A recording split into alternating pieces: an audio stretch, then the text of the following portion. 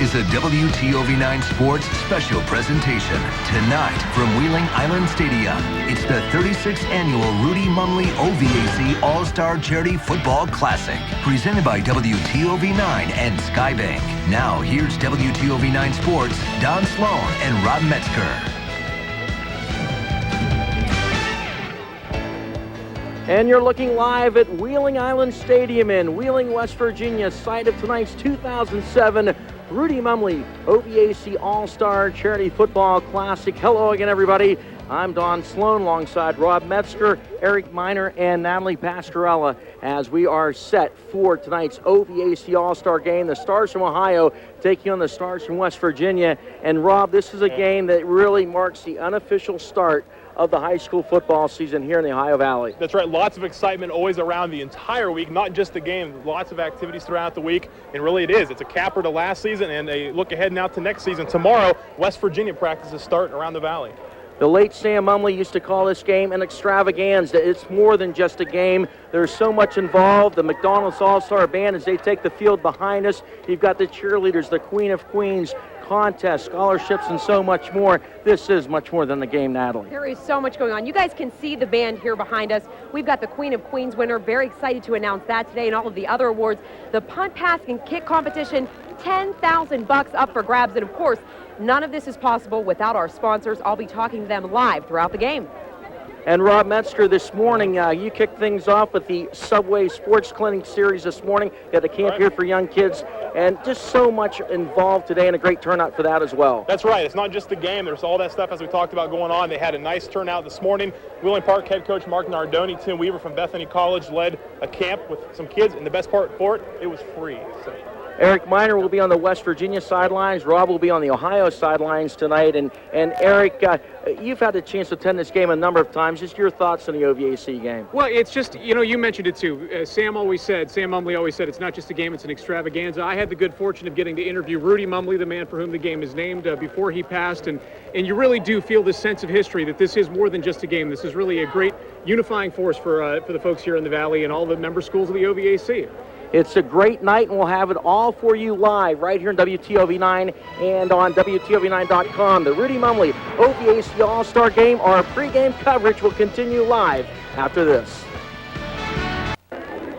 we're back here live before the 62nd annual Rudy Mumley OVAC All-Star Football Charity Classic. 38 minutes from kickoff for the 62nd version of this game, and it's been a whole week of fun activities for the players, coaches, band, and cheerleaders, and it all started, of course, earlier in the week. And the game presented by WTOV9 and Skybank, and that announcement made at Monday's kickoff press conference, where we also had a chance to meet with the coaches and a number of the players. Let's take a look back at Monday's opening press conference.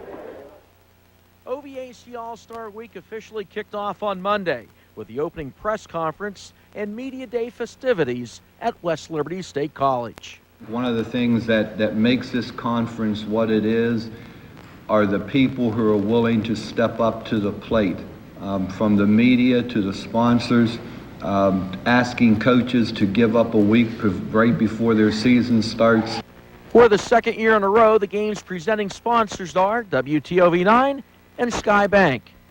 It's one of the major events that happens in the Ohio Valley, and we're just thrilled to be a part of it. If you look at where Sky, soon to be Huntington Bank, is as far as our locations, we are lined up perfectly with the school districts that participate and all the student bodies, student athletes that play in the game. This is our second year being the presenting sponsor along with Skybank.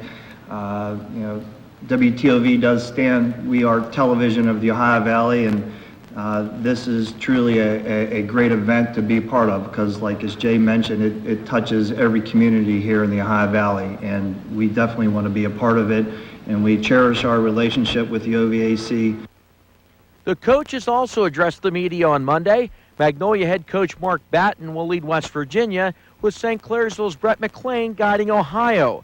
Both played in the OVAC All-Star Game and treasure the opportunity to return as coaches. This is a really unique experience, and being that I've played in it, I understand that these kids are going to make some memories that will last a lifetime. We've been associated with other All-Star games, and what the OVAC and Channel 9 and Sky Bank and what all you do, you've got so many people jealous, it's unbelievable, because this is special. And to echo Coach McClean, you know, it's all about the kids, and that's what it's about. And it is all about the kids. Not only the kids playing in tonight's game, but the kids that are our future.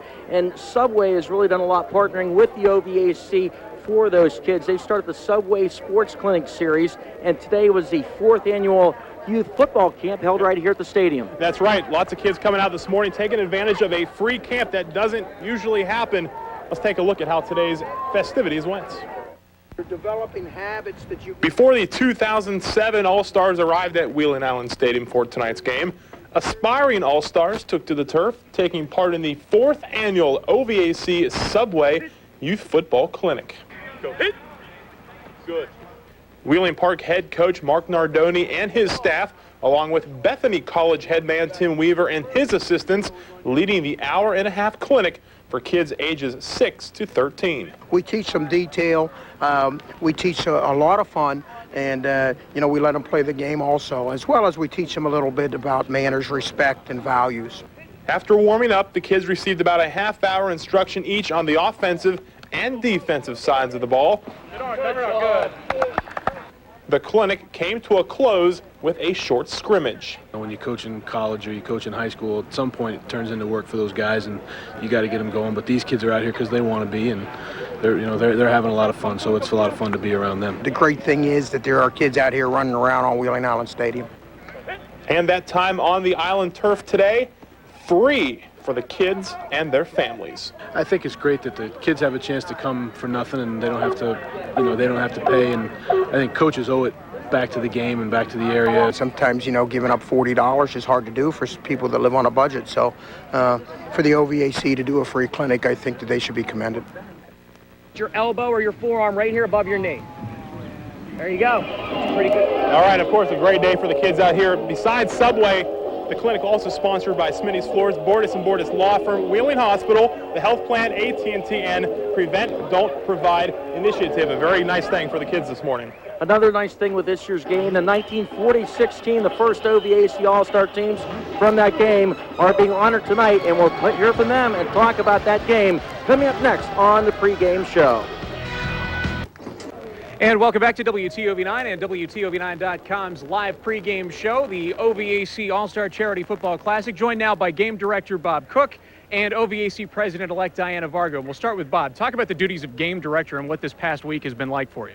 Oh, it's been a hectic week, but actually when it comes to the game right now, I'm starting to relax now, believe it or not, because I said all my work has been leading up to it. Now, the last 3 weeks now I've been working, but I said, today, right now, I get to sit back and enjoy it a little bit. But really the preparation for this game, I start about when football season stops. The only time I don't work on this game is during football season. And when it's over, then that's when the nomination process starts. So it's about 9 months goes into tonight's game. And how have things been in the week leading up to it for the players, the preparation, everything? How's it gone? It's been a good week. That's what's nice because, like I say, I give up my summer, but, I'm working with the best in the valley with our kids. And I tell you what, it's enjoyable. We're fortunate we have the coaching staffs willing to give up their week and their time to do it also. So it's a very enjoyable experience. A special group of people, Bob. Thanks for all you do for the OVAC and for this game. And let's bring in Diana Vargo now, President-elect of the OVAC.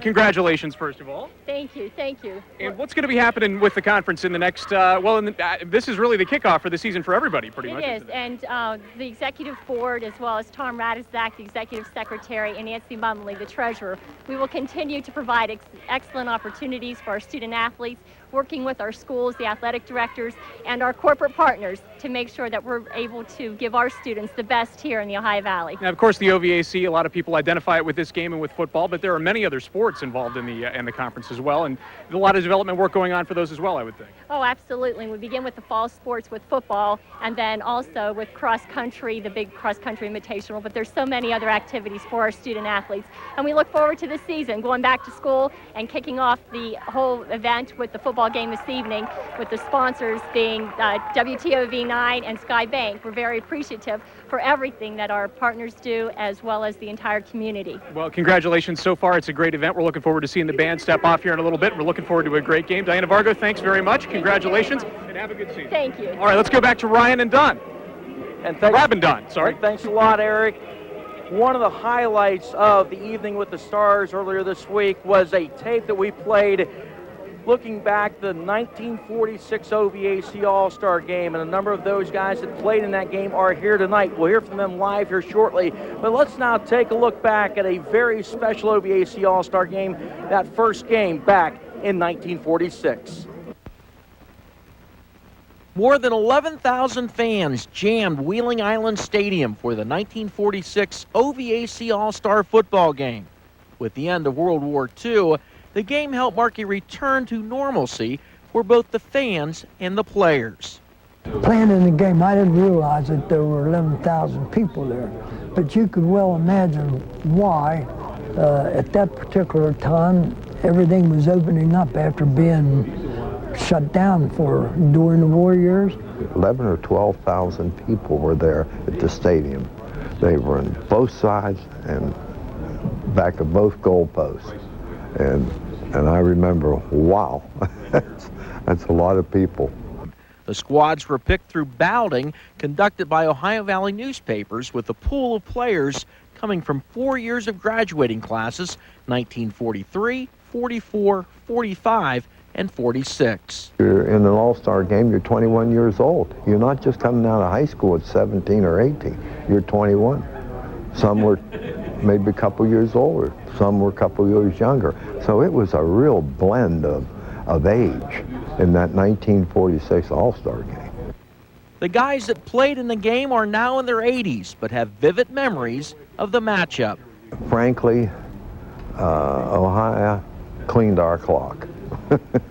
That I remember very vividly. I remember that as a running back, I couldn't run very well against that line. It was a good line. One of the standouts on that line was Steubenville Big Red defensive end Guido Mastriani.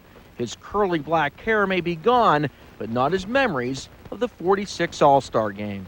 First running play, I threw a guy for a 10-yard loss. That was my big moment in that game. Ohio won the game by a score of 26-7, led by a punishing running game featuring Martins Ferry's Charlie Becca and Steubenville Big Red's John Stojak. Stojak, he was killing us. You couldn't hardly hit him real head on. And I was getting home jersey, but that was about all I was getting. Talk to anyone that has played in any of the 61 OVAC All-Star games, and they will tell you one of the best things about the experience is the friendships that come from it. Friendships that last a lifetime. I've had them for 60-some years, and it's really nice because we meet, we have breakfast together at Ogilvy, and we sit and talk for 4 or 5 hours. I don't know what we talk about, but we talk and enjoy one another. And you make friends, too. Some guys that you'll know the rest of your lives. You'll learn how to play together and stuff like that. Well, that was about it. I would do it over again in a heartbeat. And a very special group of guys, and we've got 10 players from that team here right now with me live that played in that 1946 OVAC All-Star game. When we come back after the break, we'll hear from them live here in the OVAC All-Star Game Preview Show.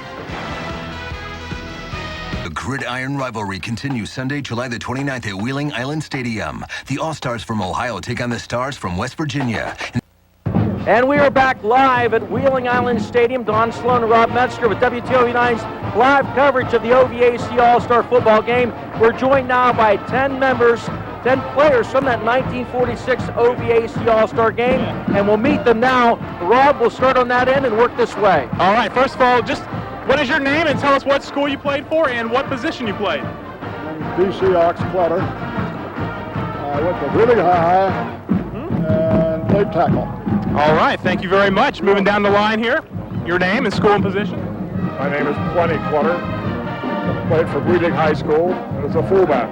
All right, teammates, and one more down the line here. Larry Bauman Lindsley. All right, thank you very much. Thank you. Go ahead, Don. And we continue now. We met you in the piece that we just ran. Tell me your name and your school. Jim Collins, Wheeling High School, 1943, running back. He was a running back, and we continue. Tom Clemens, class of 45, Philadelphia. And he was a pretty tough defensive player, and this guy was a good defensive player for Ohio, Guido Mastriani.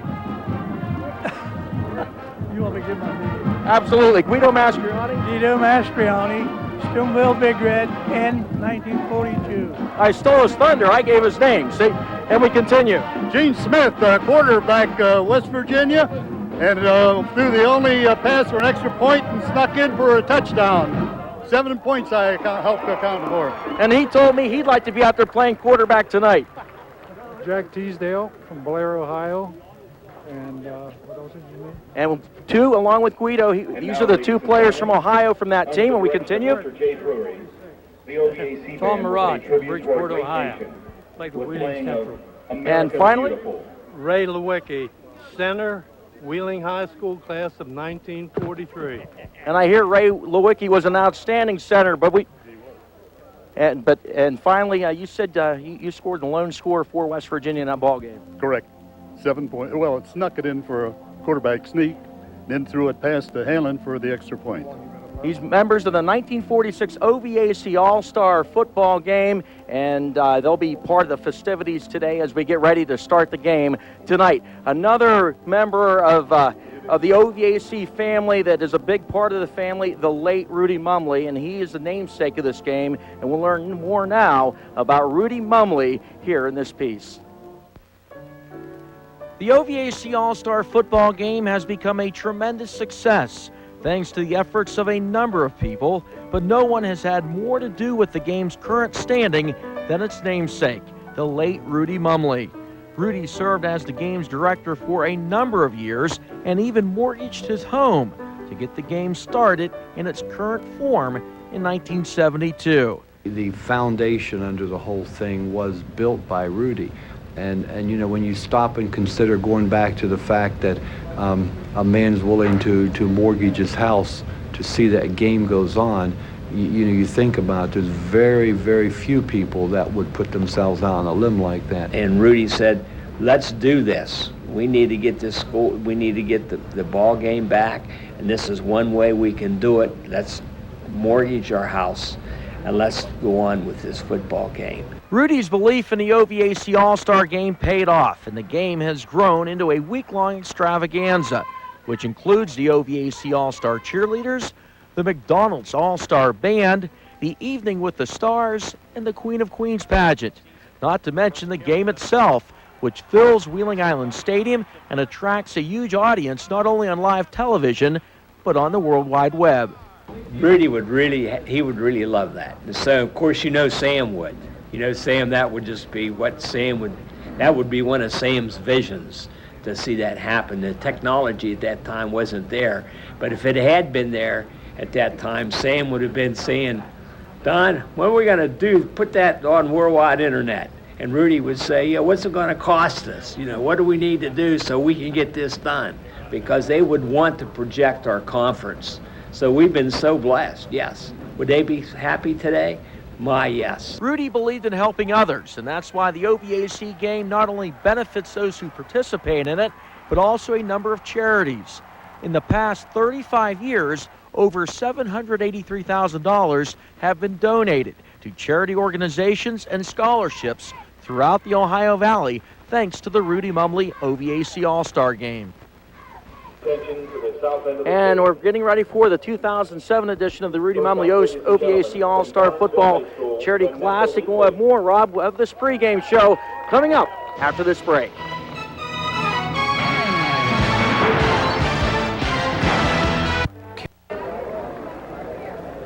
Well, the OVAC is excited to announce a new corporate partnership with Wheeling Hospital, and I'm joined now by Dr. Angelo Georges, the Chief Medical Officer. Talk about why this partnership means so much to you guys. Well, Natalie, like you, I grew up in Shadyside, Ohio, locally, and I've always been a great fan of athletics and the OVAC, which is a community-wide, as you know, athletic conference, the oldest.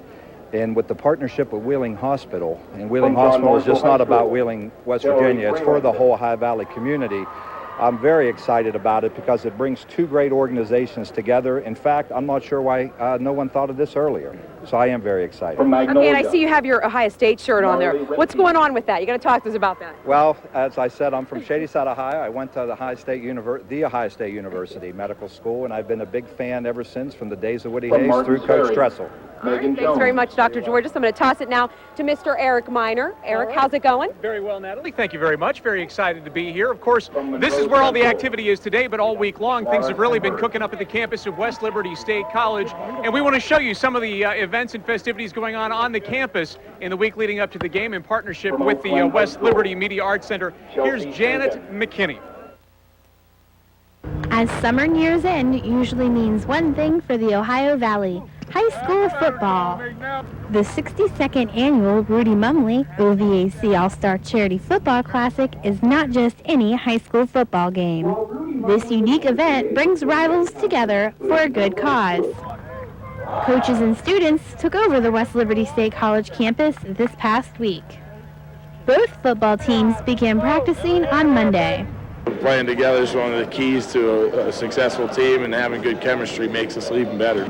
Just as the football players have to learn to play together, the cheerleaders are coming together to cheer for their teams and their states. 1, 2, 3. Here we go, Mountaineers, here we go! And what would a football game be without halftime entertainment? This year's band and flag corps made their presence known across campus. We have about 2-3 hour practices, like 2 or 3 times a day, sometimes 4. West Liberty State College President Robin Capehart expressed his appreciation to the OVAC. Event and to let you know what an honor and a privilege it's been to provide you a facility during the past week. It's especially a privilege to be involved with such an activity that generates so many resources for so many good charities throughout the Ohio Valley. And so once again, on behalf of West Liberty State College, we'd like to just take this opportunity to wish everyone good luck and enjoy the weekend. They also had a chance to take a break from their hard work to meet with the Shriners, the charity that this event will benefit. There was even time for a bit of socializing. The week wrapped up in good old-fashioned football style with a pep rally. Go, Mountaineers! Let's go! Mountaineers! Let's go! For West Liberty State College, I'm Janet McKinney. And West Liberty State College, such a huge part of OVAC All-Star Football Week. And ironically, a number of players from tonight's game will go on to play their college football at West Liberty. That's right, and we will take a look at some of those players, and of course both the teams all total. The Ohio West Virginia preview is coming up next. We are about 12 minutes from kickoff. Stay with us.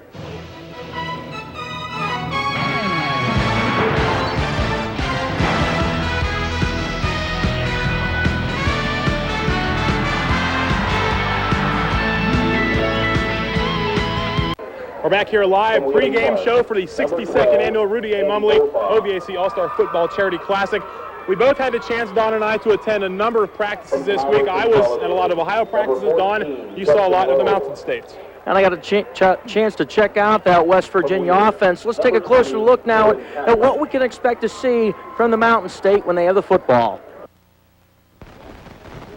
With just a week to prepare, All-Star game offenses have to gel quickly. So it helps when you have a quarterback and receiver from the same school. West Virginia has a pair with the Tyler Consolidated duo of Justin Lowe and Matt Dotson, and the John Marshall tandem of Cy Mozingo and Corey Meeker. Me and Cy have been friends, or best friends, since kindergarten, so we've been throwing a lot of footballs back and forth for a lot of years. So it's good to get another game in. I think this is going to be my last football game. It's been a great career. I've had a lot of fun, but I've decided to play baseball. But I think I'm going to try to make this one to remember. Also featured in the Mountain State receiving corps will be Wheeling Park speedster Andy Goldbaugh, Weir High's Jordan Taflin, Magnolia's Nathan West, and Bishop Donahue's A.J. Gordon. The Mountain State has a pair of standout running backs in Wheeling Park's Jimmy Burris and Wheeling Central's Brandon Tucker. But don't watch for the power running game. They'll try and attack the perimeter of the Ohio defense. with a long handoff, also known as a pass in the flat. You guys see what the kids are comfortable doing, and you know, we put a lot of stuff in. We'll throw some out and keep some, and just you know, try to get the ball in our playmakers' hands and play great defense. And Mark Batton, the head coach of West Virginia from Magnolia High School, and if you've ever followed Magnolia football, you know they like to do a lot of wild stuff. So watch for some trickery tonight from West Virginia. We'll take a look at Ohio, and as we do that, I'll head up to the booth to get ready to for tonight's play-by-play. All right, of course, Ohio, lots of speed on this team. Let's take a closer look as I've had a chance to check them out throughout the week.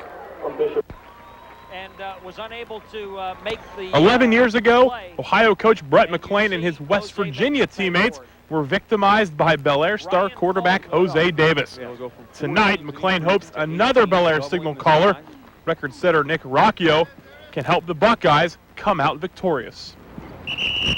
Rocchio will start with Barnesville All-Ohioan Steve Shoemaker coming in relief. We're not going to dictate and say one's going to play X amount of plays and the other's going to play this many plays. We're going to let the game unfold and utilize them the both the way we can. Shoemaker may also be the recipient of some Rocchio Rockets, one of many options Ohio has at the receiver position. A common denominator in all the options, speed, and lots of it.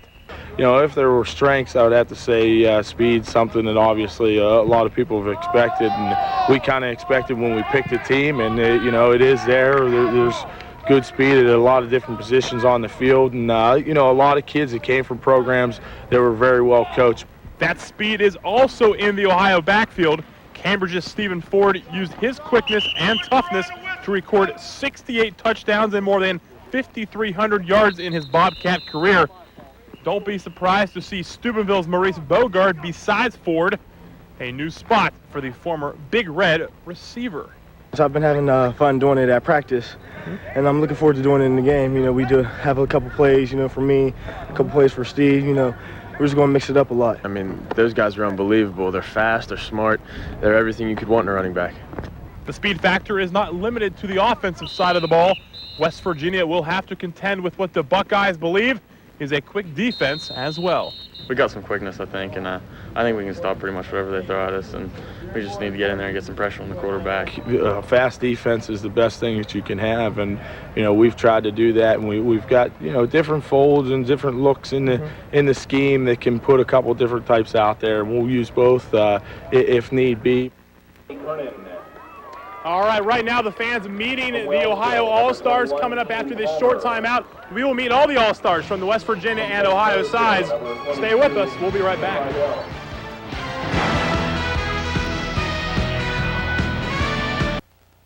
From Buckeye Trail, We're back here, pregame action before the 62nd annual Rudy Mumley OVAC All-Star Football Charity Classic. We are about 4.5 minutes away from kickoff. Right now, the Ohio players being introduced to the crowd. Let's now meet the Ohio lineup. Maurice Boougard, Steubenville Big Red, running back, receiver. Leander Brooks, Harrison Central, outside linebacker. Trey Masciarelli, wide receiver, Bellaire. Jamal Murray, quarterback and safety, Ferry. Stephen Shoemaker, quarterback, Barnesville. Nick Rocchio, quarterback, Bellaire. Cody Kernan, middle linebacker, Belleville. Ian Palmer, wide receiver, DB, Wallsville. Ian Riddell, running back, St.Clairsville. Ryan Zann, fullback, outside linebacker, Ferry. Joe Palver, linebacker, Indian Creek. Stephen Ford, running back, Cambridge. Alric Newhart, receiver, corner, Meadowbrook. Chasen Cosver, running back, linebacker, Bellaire. Joey Wines, quarterback, defensive back, East Liverpool. Matt Zook, linebacker, Buckeye Local. Nate Burdett, fullback, DN, St.Clairsville. Andy Spazinski, center, Barnesville. Justin Hunt, guard, defensive end, Union Local. John Nikolazakis, offensive line, Cambridge High School. Paul Jeffers, defensive end, Barnesville. Jordan Traylinek, linebacker, Bellaire. Matt Ishii, guard, linebacker, Winter Central. I'm Eric DeAugusta, offensive and defensive tackle from East Liverpool. Landon Herzik, DN, Edison. Vinny Ritchie, guard, D-tackle, Shadyside High School. Chad Kinder, offensive line, Buckeye Trail. Brian Kuzakowski, offensive tackle, Steubenville Central. Josh Gogol, receiver and defensive back, Shenandoah. Nick Perko, kicker, punter, Bellaire High School. Brian Capoletti, receiver, St.Clairsville. Tyree Dunn, nose guard, Steubenville Big Red. Ron Murch, Martins Ferry High School, tight end and defensive tackle. All right, now we met the Ohio side. Let's go ahead and meet the West Virginia All-Stars, met by Magnolia head coach Mark Batton. Nathan West, wide receiver, Magnolia High School. Dustin Snodgrass, corner, Brooke High. Mozingo, quarterback, John Marshall High School. PJ Henry, defensive back, Wheeling Central. Andy Goldbach, wide receiver, William Park High School. Justin Lowe, quarterback, Tyler Consolidated. Jordan Tafflin, corner, Ware High. Jimmy Burris, halfback, William Park High School. Corey Meeker, linebacker, John Marshall High School. Elijah Hostetler, linebacker, Magnolia High School. TJ Osmond, strong safety, Oakland High School. Sam Reinbaugh, fullback linebacker, Wheeling Park High School. Dave Ricci, tight end, middle linebacker, Weir High School. Brandon Tucker, running back, Wheeling Central High School. Jay Harris, fullback, middle linebacker, Weir Madonna.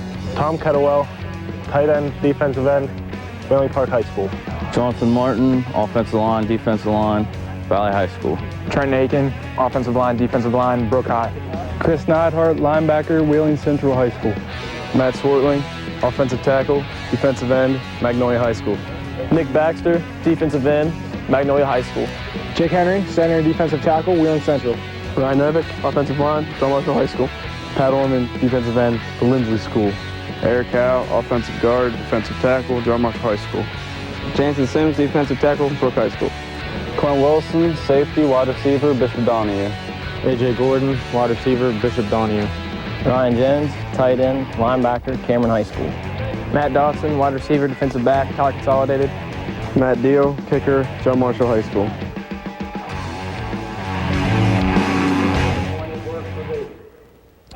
Now you've met the West Virginia sides. Let's go ahead and send it up to Don Sloan in the booth for tonight's play-by-play. And thanks a lot, Rob. There we go. We heard from all of the players on Ohio and West Virginia, courtesy of our friends at Applebee's. The Applebee's starting lineups. Now, ladies and gentlemen, as we get set for tonight's OVAC All-Star game, beautiful night of football and a nice-sized crowd on hand tonight. As we get ready, the national anthem set here to start shortly. As we get set to get the Rudy Mumley OVAC All-Star Football Charity Classic underway here in about 5 minutes or so, we should be set for kickoff.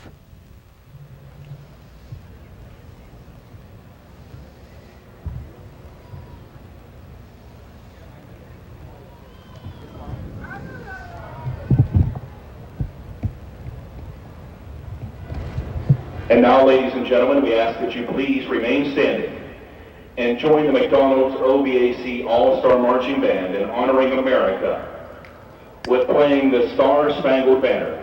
Ladies and gentlemen, the national anthem conducted by Drew Meyer.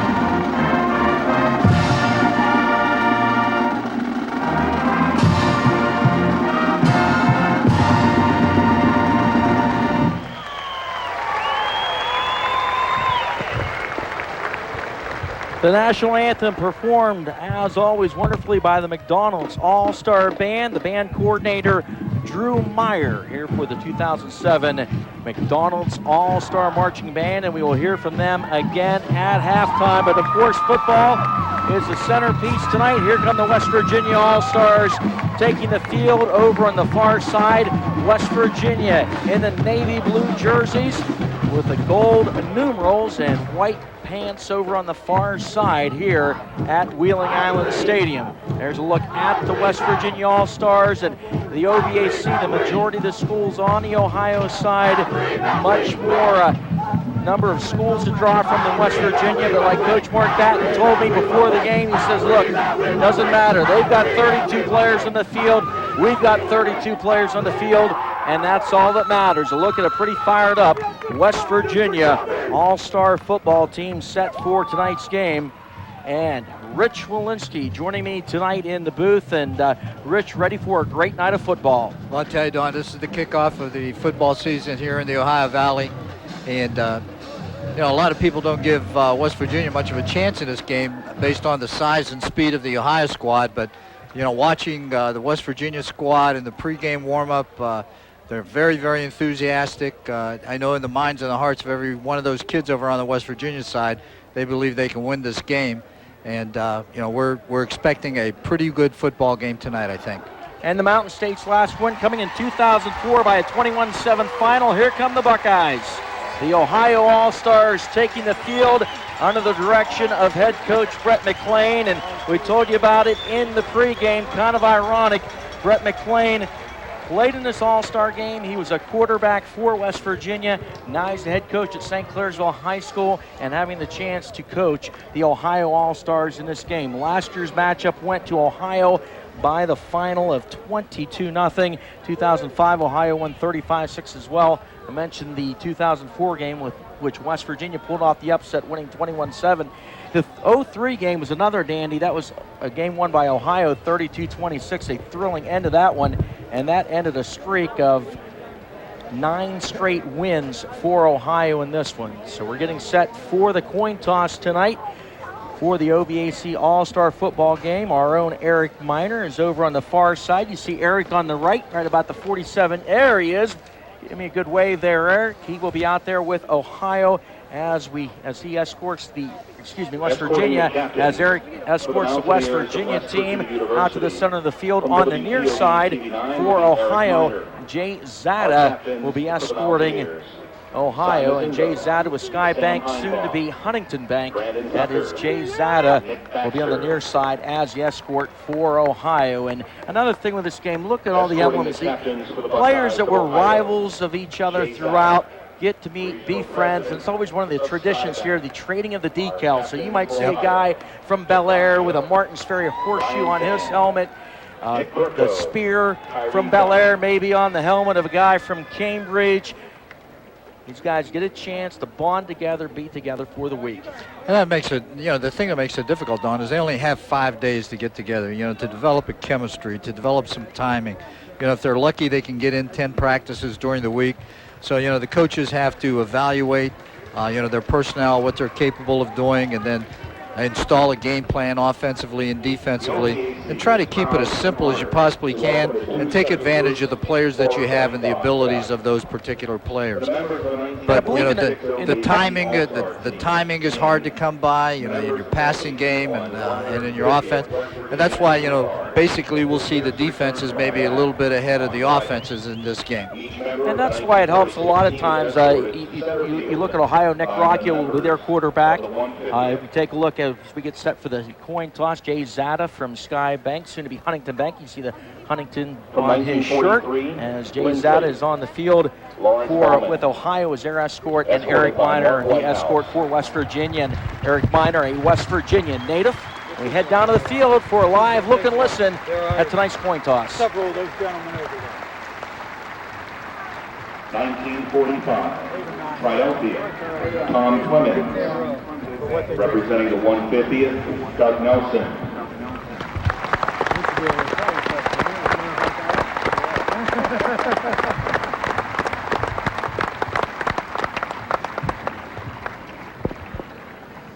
Members of the 1946 team being introduced live on the field now. Boy, and what a great tribute that is to those guys. You know, some of them didn't even finish their high school education before they were in the service and fighting for freedom overseas in either Europe or the South Pacific, and having the opportunity to come back once the war was over and participate in this game. Man, I'll tell you, these guys deserve to be honored, and I'm so glad that the OVAC decided to do that. Plenty Clutter from Wheeling being introduced now. And that 1946 team, a number of the guys that played in that game came back from World War II, and it was 3 different graduating classes making up that team, and they were voted on by the fans through area newspapers. Plenty Clutter, longtime basketball, football official, worked a lot of games that I coached in, was one of the top officials in the Valley, and just so glad to see him honored tonight. James Collins now being introduced out of Wheeling, and he had the great line in the piece we ran in the preview. I asked him about the game. He said, quite frankly, yeah, I remember it. Ohio cleaned our clock. I was a running back. I couldn't go anywhere. I think he officiated in the OVAC too, Jimmy Collins. Over on the far 40, Ray Lewicki, the center for West Virginia, being introduced and taking the field. I had a chance to meet Guido Masciarelli, who's being escorted on the field now. He played defensive end for Steubenville Big Red, and I asked him his thoughts about the game. He said, absolutely. The first play they ran my side, I threw a guy for an 8-yard loss. Tell you, he still looks pretty good. There's a look at Guido Masciarelli. I spent about 2.5 hours talking to him and looking at a bunch of old photos and scrapbooks that he had, and very enjoyable individual. There's Gene Smith. He told me he'd love to be playing tonight. He was the quarterback for West Virginia, scored their points in that game, and very excited to be here. Yeah, I saw your piece where he was the one that scored for West Virginia on a quarterback sneak and then threw a pass for the extra point.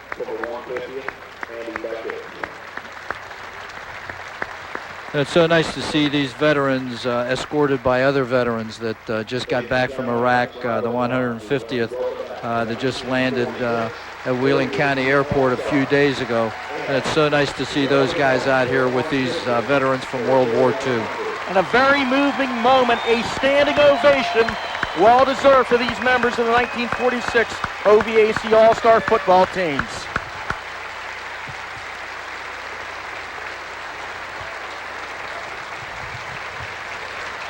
And now, ladies and gentlemen, the ceremonial coin toss. Participating in our coin toss, one of our returning veterans. And that was a scene as well at the OVAC Evening with the Stars. We played that tape, Rich, and there wasn't a dry eye in the place. Everyone stood up and gave them a standing ovation. Let's have fun tonight, but I'm going to remind you one thing. Sportsmanship is expected. We're going to go out of here, and we're going to play this thing on a high note. Okay, Mr. Clutter is a longtime Ohio Valley football official. West Virginia, you are the visiting team. What are you going to call? Heads. You're going to call heads. Just toss it and let her hit, Plenty. Heads is the call. It is a head. You've won the toss. You want to choose now or defer to the second half? We want the ball. You want the football, okay? Ohio, which way do you want to kick it? You'd like to kick it that way. Okay, let's turn our backs the appropriate directions, gentlemen. Thank you, Plenty. West Virginia has won the toss. What? West Virginia won the toss. They want the football. They will receive. They will be going right to left on your screen. Ohio in the red and white. They will be going left to right, defending the goal over to our left. So we're ready for some football. The Rudy Mumley OVAC All-Star Football Charity Classic presented by WTOV9 and Skybank. And expect a big night. Our TV coverage tonight coming to you live. A great radio series coming up on ESPN Radio 1290 and 1340 AM. The OVAC Rivalry Series. Here's a look at some of the games on tap. September 14th, Lindsley at Martins Ferry. The 28th, Barnesville at Shadyside. October 5th, Bellaire at Union Local. October 12th, Martins Ferry at St.Clairsville. October 19th, Bellaire at Indian Creek. These games airing on ESPN 1290 and 1340 AM throughout the season, the OVAC Rivalry Series. Let's take a look at our schedule as Eric Meek being honored down on the field. Our WTOV9 high school football game of the week gets kicked off with a renewal of a rivalry, or actually the first time as Indian Creek, but a long time since Steubenville played Wintersville, Coach. Steubenville Big Red. and Indian Creek Thursday, August 23rd, our kickoff game. Then after that, how about another nice rivalry? East Liverpool and Beaver Local, Friday, August 24th, and a triple header the opening weekend.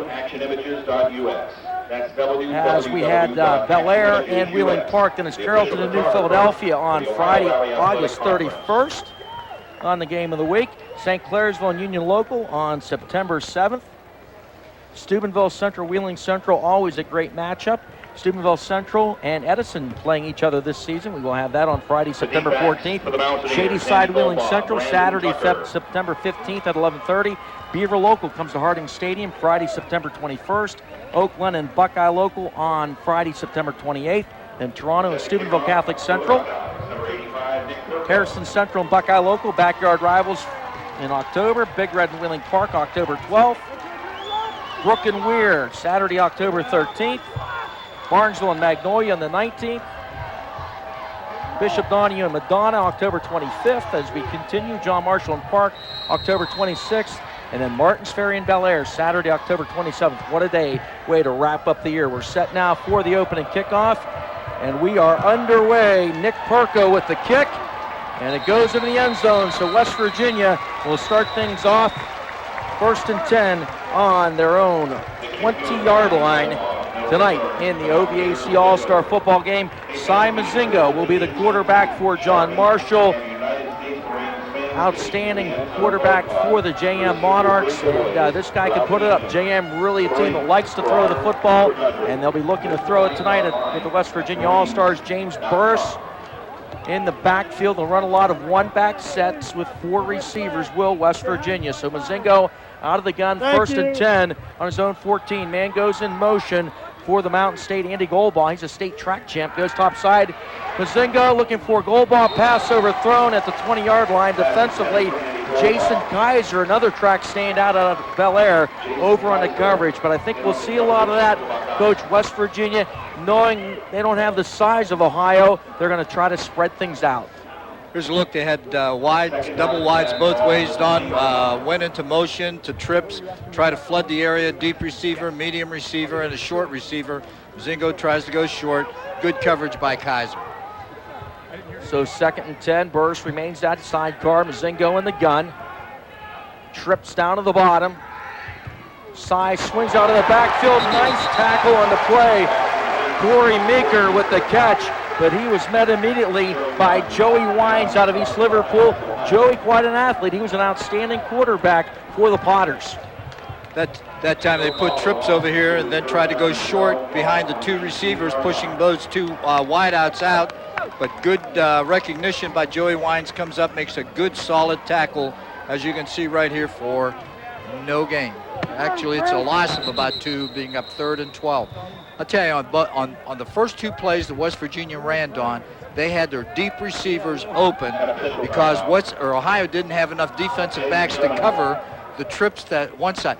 On the short flat pattern that they threw on 1st down, deep receiver was open. This time, the deep receiver was open again because Ohio did not have enough defensive backs to cover those 3 wideouts to this side. So Ohio's going to have to make they're going to have to make an adjustment on that. And you can see tonight's game on WTOV9.com, and you can log on to the official website of the OVAC. It is www.ovac.org. Log on and check out anything you want to know about the Ohio Valley Athletic Conference. A lot of great information on ovac.org. Looking at a 3rd and 12 on their own 18, just underway. First possession live here at the OVAC All-Star football game at Wheeling Island Stadium. West Virginia taking Ohio. And you look at that secondary, I look out and I see Jamal Murray out of Martins Ferry. He was their quarterback. Joey Wines out of East Liverpool, another quarterback in that secondary for Ohio, along with Jason Kaiser, a state track champ. They need to have somebody covering the inside receiver on that side. Now they're in trips and they still don't have enough defenders over there. Somebody's going to be open. 3rd and 12, pressure. Mozingo looking, unloads it. Passes underthrown, but caught at the 48.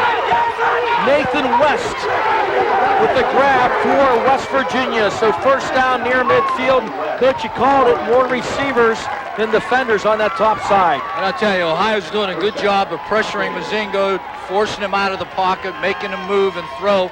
And I'll tell you, I've seen him a couple of times from John Marshall, and I'll tell you, he's an excellent quarterback with a good arm, and you're going to see it right here. Here it is here. He's rolling out, trying to get away from that Ohio rush, as you can see.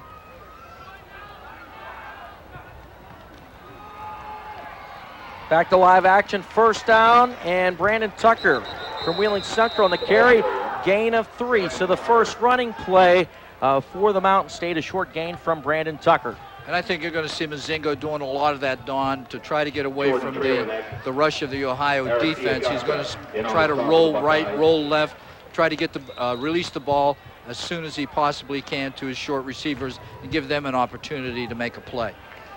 I see Ryan Murch, Tyree Dunn up on that front wall, Eric D'Agosta as well, Paul Jeffers, Landon Herzik. That's the front defensive line for Ohio. Mozingo, straight chop.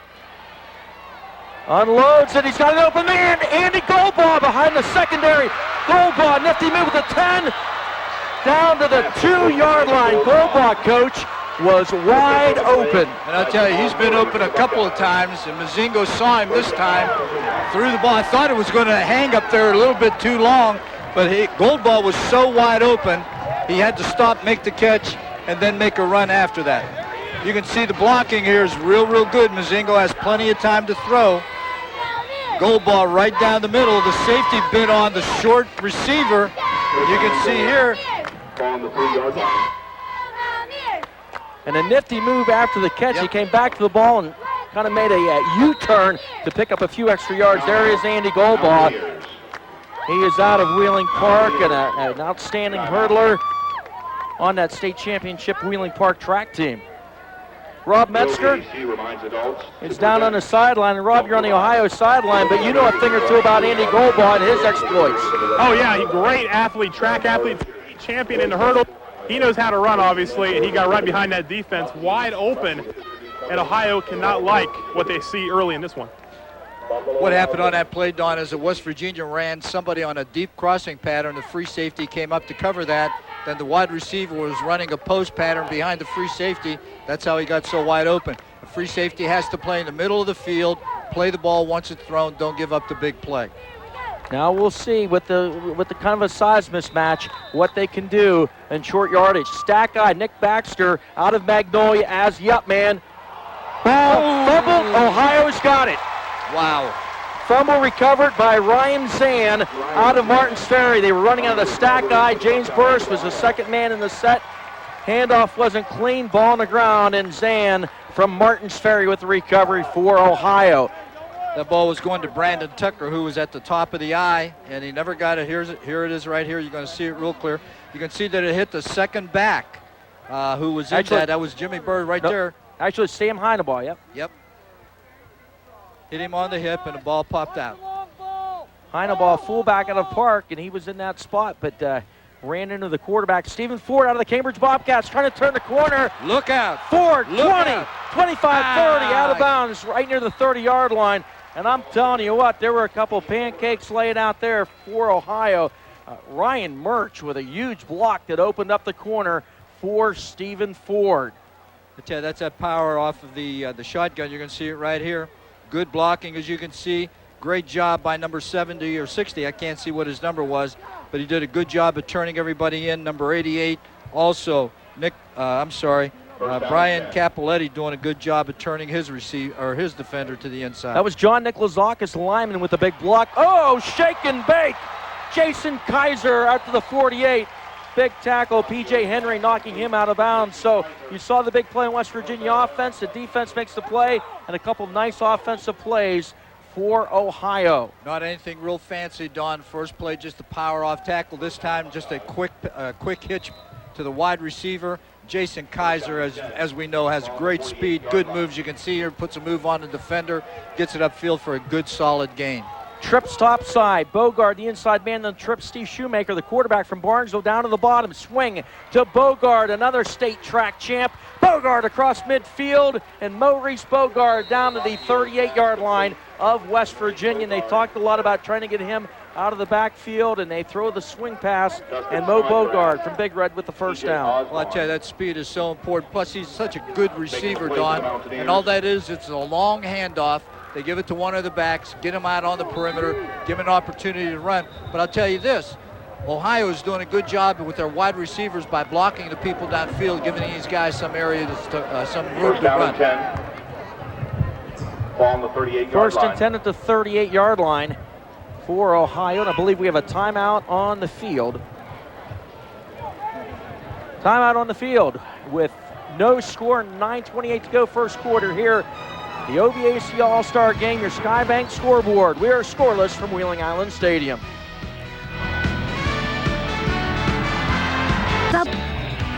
And we're back live at Wheeling Island Stadium, scoreless. Ohio with the football, first and 10 on the West Virginia 38. Two men in the backfield for Ohio, handoff, Stephen Ford. Ford weaving his way to the outside, down to the 30-yard line. He'll be 2 yards short of the first down. Jimmy. Stephen Ford. I tell you, Stephen Ford does such a good job of finding the crack on you. He just doesn't try to utilize his speed to outrun everybody on the perimeter.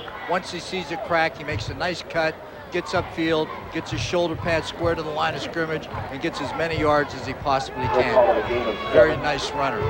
Second down and 3, trips top side. Josh Kogel out of Shenandoah all the way to the top. Straight drop, Rocchio swings it out to Ford. Ford, first down and more, down to the 23-yard line. Nice little screen pass that time. That'll slow down the West Virginia rush a little bit with the ability of Ohio to be able to throw the screen passes. So West Virginia will have to be real careful in dropping their receivers off deep. Here it is right here. Nice screen pass to Ford. As you can see, the ball well delivered.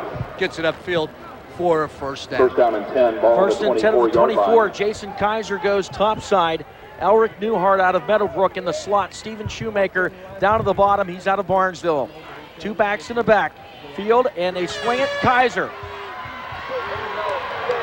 There's a flag in the play. Looks like it may have been a hold on the slot receiver trying to make the block. TJ Osmond of Oak Glen over on the stop for West Virginia. That's going to come back, and it's going to cost them. That's going to slow down this drive a little bit, and that's not unusual to see in an All-Star game. See some mistakes like this. You hate to see it happen, but we're going to take a look at it here after we get the call. It's holding.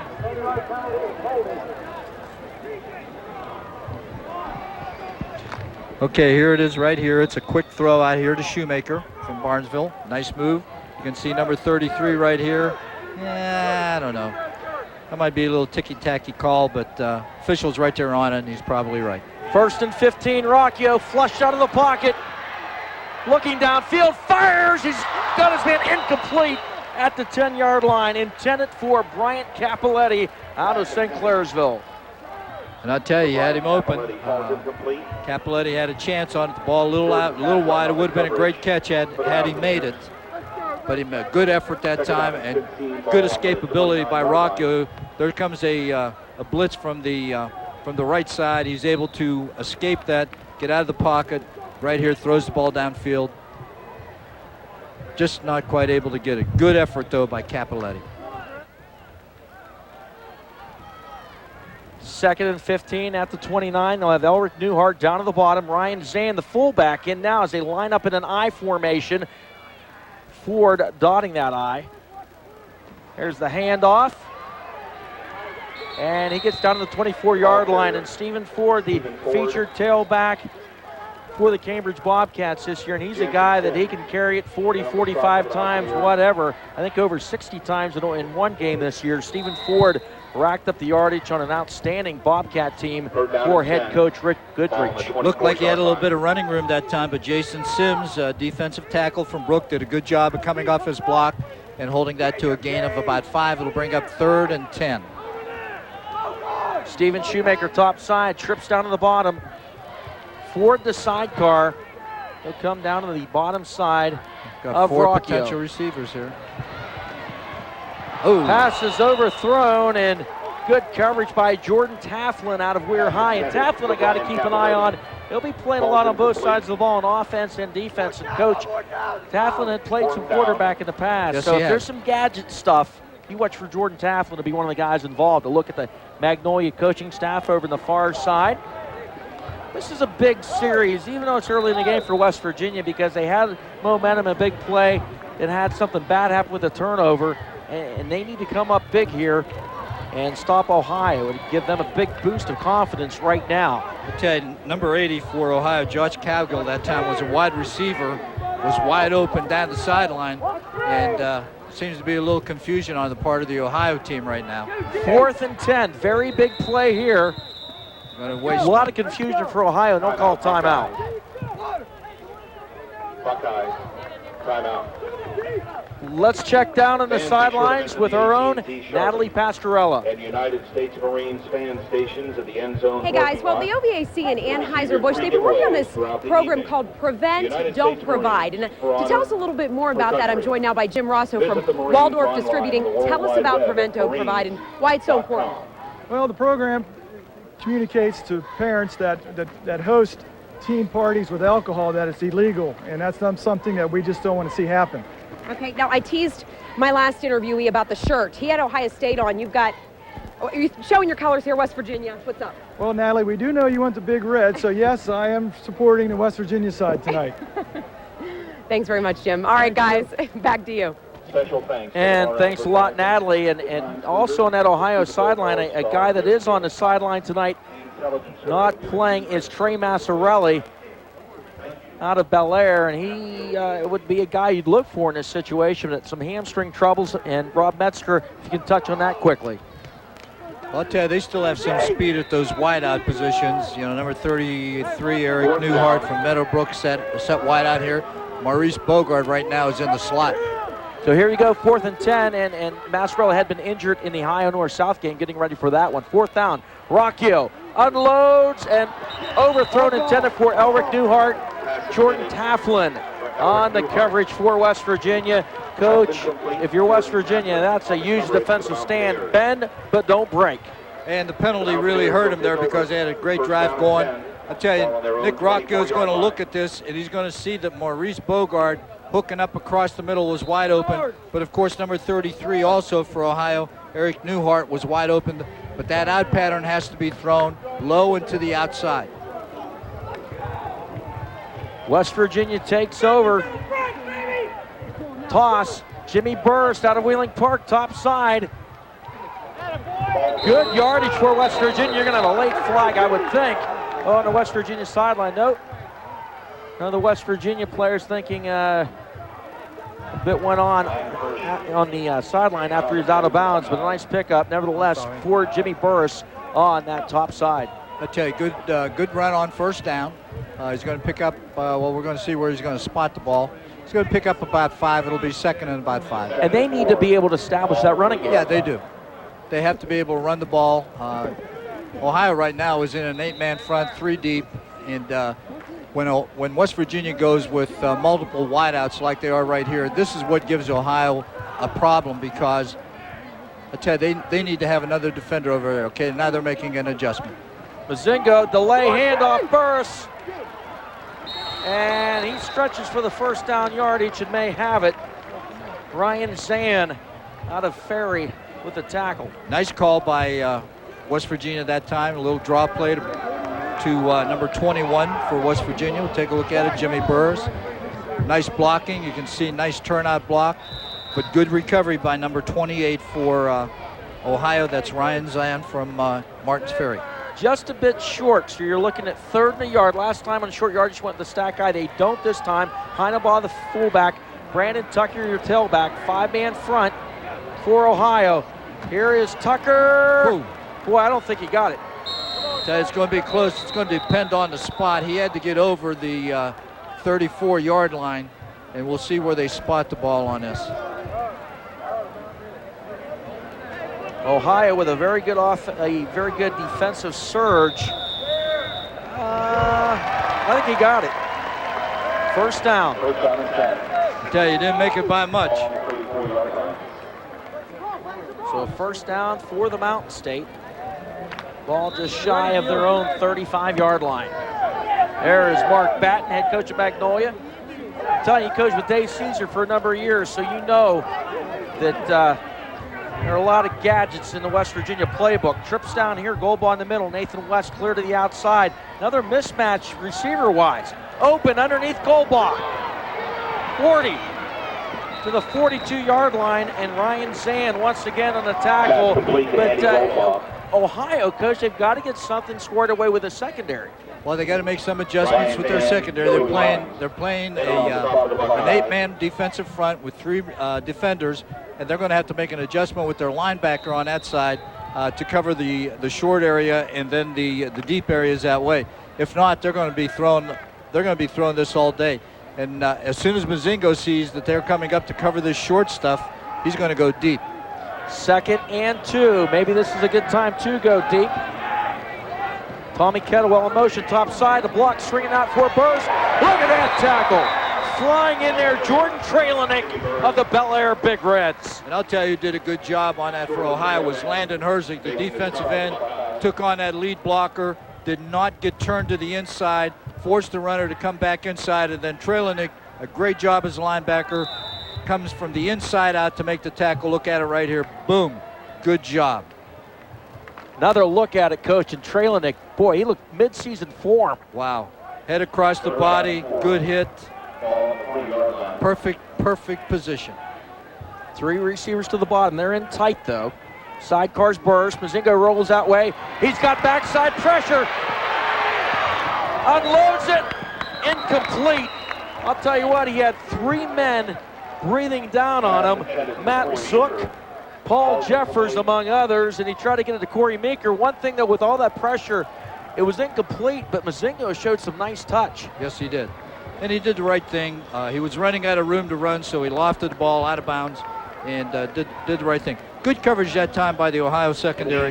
Here we're going to see it right here. And real difficult to throw if you're right-handed running to the left unless you get your shoulder square to the line of scrimmage, which Cy wasn't able to do that time. 4th and 4. That was your Smitty's Floors replay. It's the punt for the Mountain State, and it's going to be a short one. Let it go!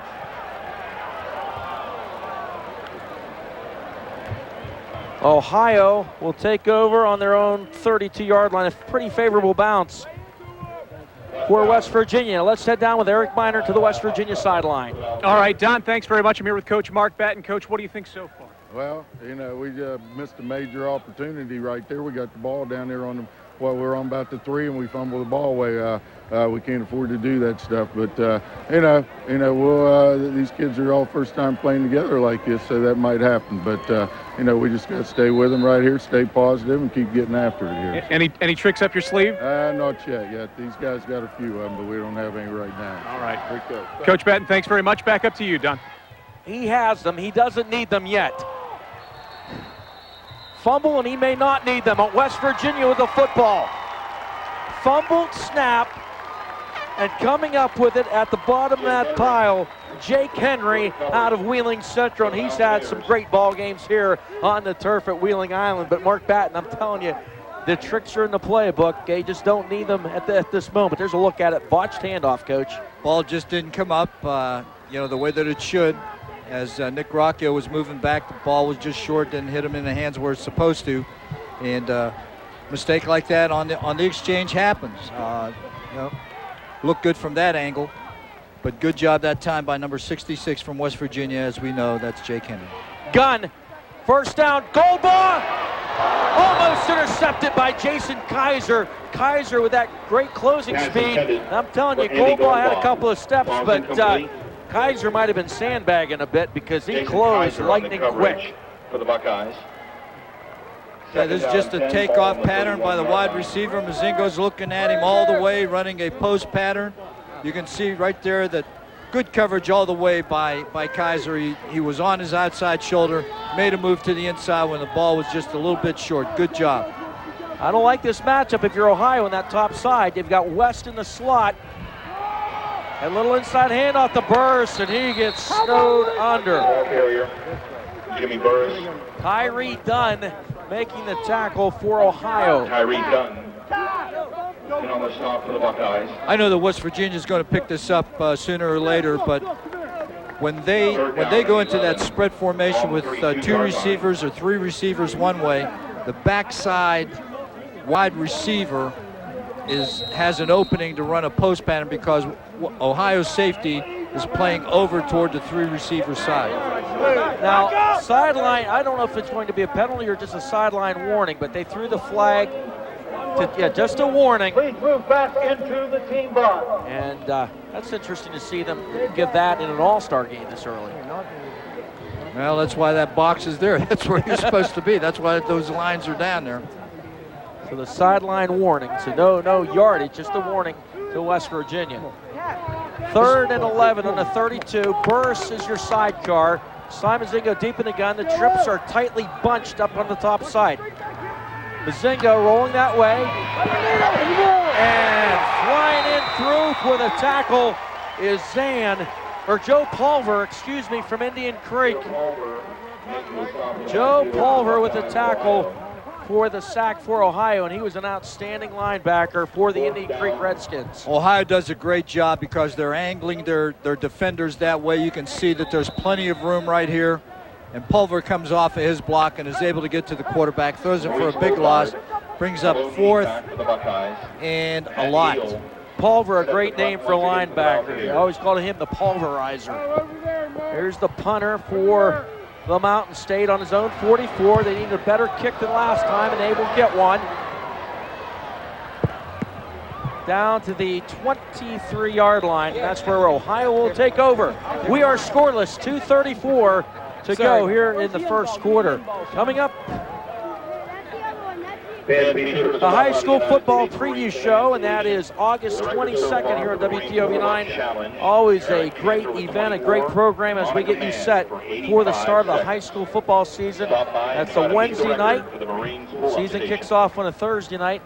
Normally about a 3-hour show. We have live interviews with all of the coaches, and always a great event to meet all the coaches and hear from them, and we'll have previews on all of the teams here in the Ohio Valley. Let's go, baby. 1st and 10 on their own 23 for Ohio. Rocchio in the gun for the sidecar. Pressure, but he unloads it. Kaiser incomplete. Dustin Snodgrass or Brooke on the coverage. I tell you, Kaiser had the inside position on the defender, was making a nice move, and the ball was just overthrown slightly. During the regular season, how many times have you seen Nick Rocchio complete that pass? And those two, they've been on the same wavelength all year. His first start, coach, was right here. Yep. Against Wheeling Park. Wheeling Park. Big comeback by Bellaire that night to beat Wheeling Park. And on a late touchdown pass from Rocchio to Masciarelli. And he put on a show that night. He was our athlete of the week on WTOV9 for his efforts in that game in his first start. Rocchio swings it in and out of the hands of Josh Kogel. 3rd down play coming up. Rob Metzger, what are the thoughts down on the Ohio sideline? Now they need to take advantage of some opportunities. They've shut down a couple of times here when it looks like West Virginia has momentum. It's good time to see now if they can going down a little more. And thanks a lot, Rob. And we are looking at a 3rd and 10 situation for Ohio. Trips top side. Middle man's not covered, and that's Kaiser. They don't have enough defenders over there. Swing it to Boougard. He can't make the first man miss. P.J. Henry of Wheeling Central with the tackle. And a punting situation for Ohio, a 3-and-out.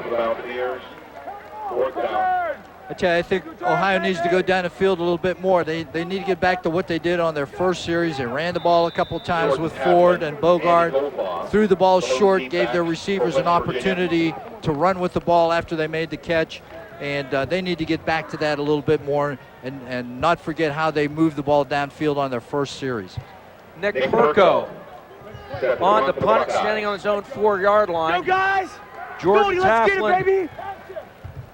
back deep along with Andy Goldbaugh for West Virginia. 1:37 to go, first quarter on your... Hey, are we back too far? On your clock, your health plan clock. Delay of game, Ohio, and when you're back at deep, you don't want to move back anymore, Coach. Not really. I wouldn't want to think that they took that penalty on purpose. They looked like they were ready to go. I don't know if they were waiting for the signal from the official for ready to play or what. But the 25-second clock ticked down, and they took a delay game penalty, so now Perko will be kicking from his own end zone. Let's go, boys, let's go. See if West Virginia can put on the pressure. Perko gets the kickoff. Taflin at his own 45, needs some help. Gets by the first wave and a nice short return to the 45-yard line. So West Virginia will have the ball in Ohio territory. The most comprehensive high school football website in the Ohio Valley, WTOV9.com's high school football website, takes you inside the locker room and on the field of your favorite area football teams. Everything you need to know about your team. You can't get closer to the game than on WTOV9.com. West Virginia breaking the huddle, 1st and 10 on the 45 of Ohio. Mozingo in the gun, Tucker the sidecar. Goal ball split down to the bottom. And coming in motion, that is Burse. Double tights. Here's your trickery. Goal ball in the reverse. Nowhere to go there. Coming back the other way, Paul Jeffers. What an effort by Jeffers. Paul Jeffers held his ground and ends up turning what looked like it could turn into something nice into a loss. I'll tell you, there was nothing there to the side that the play was designed to be run. So now he reverses his field right here. Goal ball is going to reverse his field. And it looks like he's got some room to run. But a good job, as you can see right there, by number 66, Jeffers from Barnesville. 2nd and 15. 2 receivers to the top. Mozingo rolling that way. Stops, looks back across, nobody open. West makes the catch across midfield about the 48-yard line. And West is a guy that can be a key throughout the night. He's from Magnolia, knows Coach Mark Batton's offense, and he's turning into a nice possession receiver tonight for West Virginia. I'll tell you, it's pretty much the same thing that West Virginia's been running. 2 receivers one way, 3 receivers one way, one another way. Mozingo will roll into that, try to pick out a receiver that's open in the zone over there in 1/3 of the field. Goldbaugh and West down to the bottom. Double tights once again, and they need that for the... Blender fly. Overthrown, intended for Goldbaugh. Good coverage. Joey Wines over there for Ohio, but you see that though, West Virginia wanting to throw the football, but Coach, they've had to go with the double tights. Yeah, and they need the extra protection, especially if they want to go deep, like they did that time, trying to get an isolation with Goldbaugh and a Ohio defensive back, matching speed for speed. Thank you. I couldn't hear it. West Virginia's kicking game has not been real good so far, but you know, I was watching PJ. I was watching the West Virginia kicker in the pregame, and he's got a pretty good leg. Matt Deal out of John Marshall with the punt. Boougard, he's going to grab it. Boougard snowed under at the 15-yard line. Good special teams play for West Virginia. Dave Rasici out of Weir High with the tackle. Matt Dodson. So far, the field position has been pretty much in the favor of West Virginia. They played a lot on the Ohio side of the 50-yard line. And outside of that first drive that Ohio had, their next series, they fumbled the ball. The next series, it was 4 and out, or 3 and out. So, you know, this time we want to see if Ohio is able to sustain a drive, get something going, and a score here. Joe Palver checks into the game as they have double tights. Ryan Murch, the other tight end. Power I. Stephen Ford, 20-yard line to the 22, and Jordan Taflin having a game. He comes up with a tackle for West Virginia. We'll see if Ohio's coaching staff decides that they want to pound the ball a little bit on West Virginia. Brings the first quarter to a close on your Skybank scoreboard. We are scoreless. When we come back after the break, we've got the pass, punt, and kick contest. You don't want to miss it.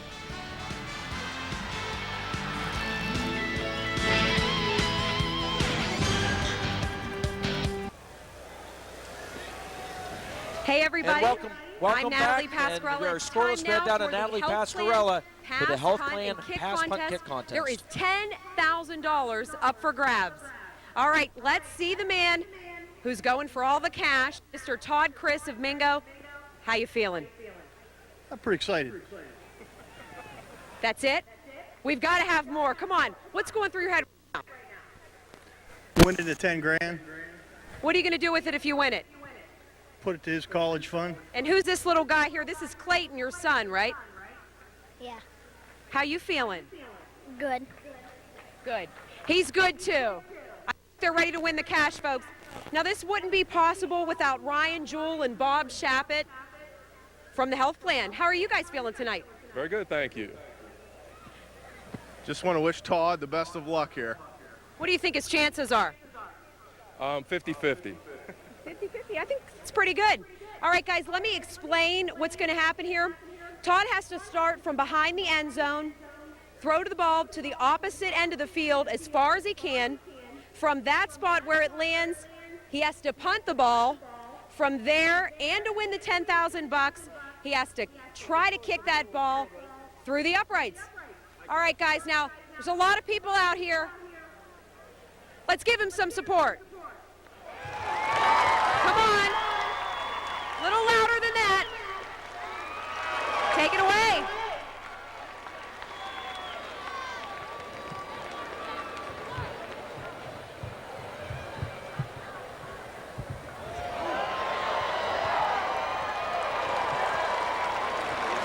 Come on, guys. Let's cheer him on. That was pretty good.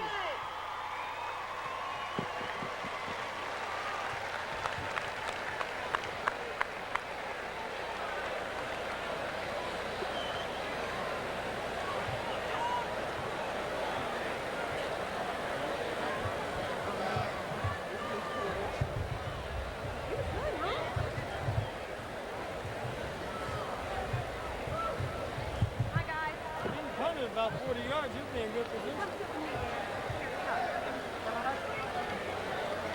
Ready? Ready?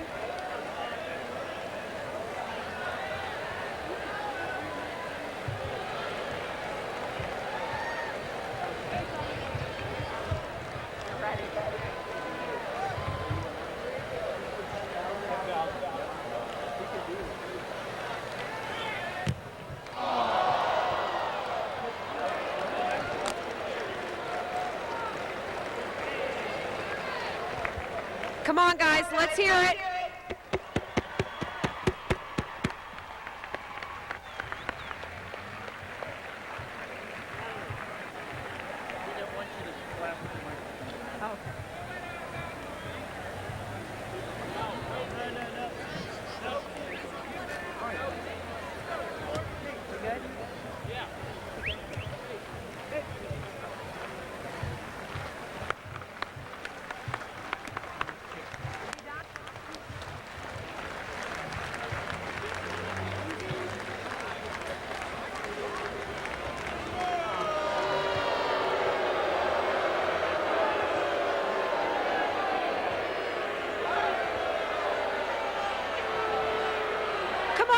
Let's hear it for him.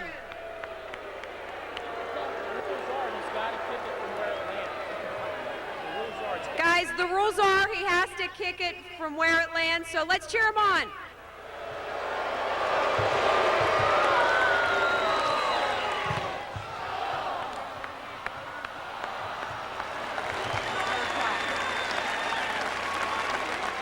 All right, Todd.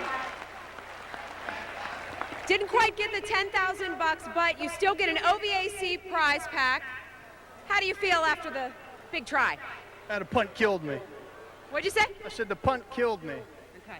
Would you try again? Oh, yeah, I'd try again. How about you? Yeah. Yeah. Let's give him a round of applause.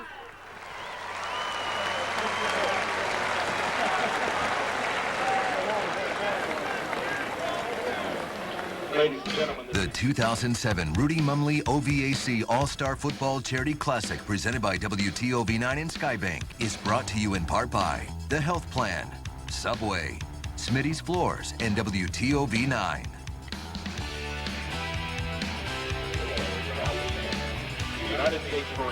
And back to live coverage of the OVAC All-Star football game. Starting the second quarter, we are scoreless between Ohio and West Virginia as we start quarter two. And as we start the quarter, let's check in with Rob Metzger on the Ohio sideline. Hey, Don, I just talked to Ohio head coach Brent McClean, asked him if he was surprised the way things started.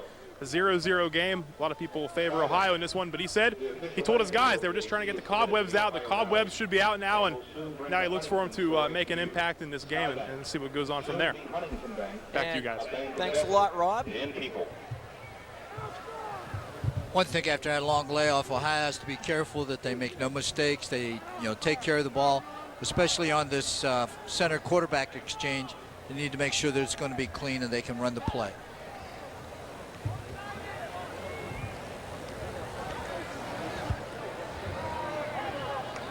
And we're set to get the second quarter underway.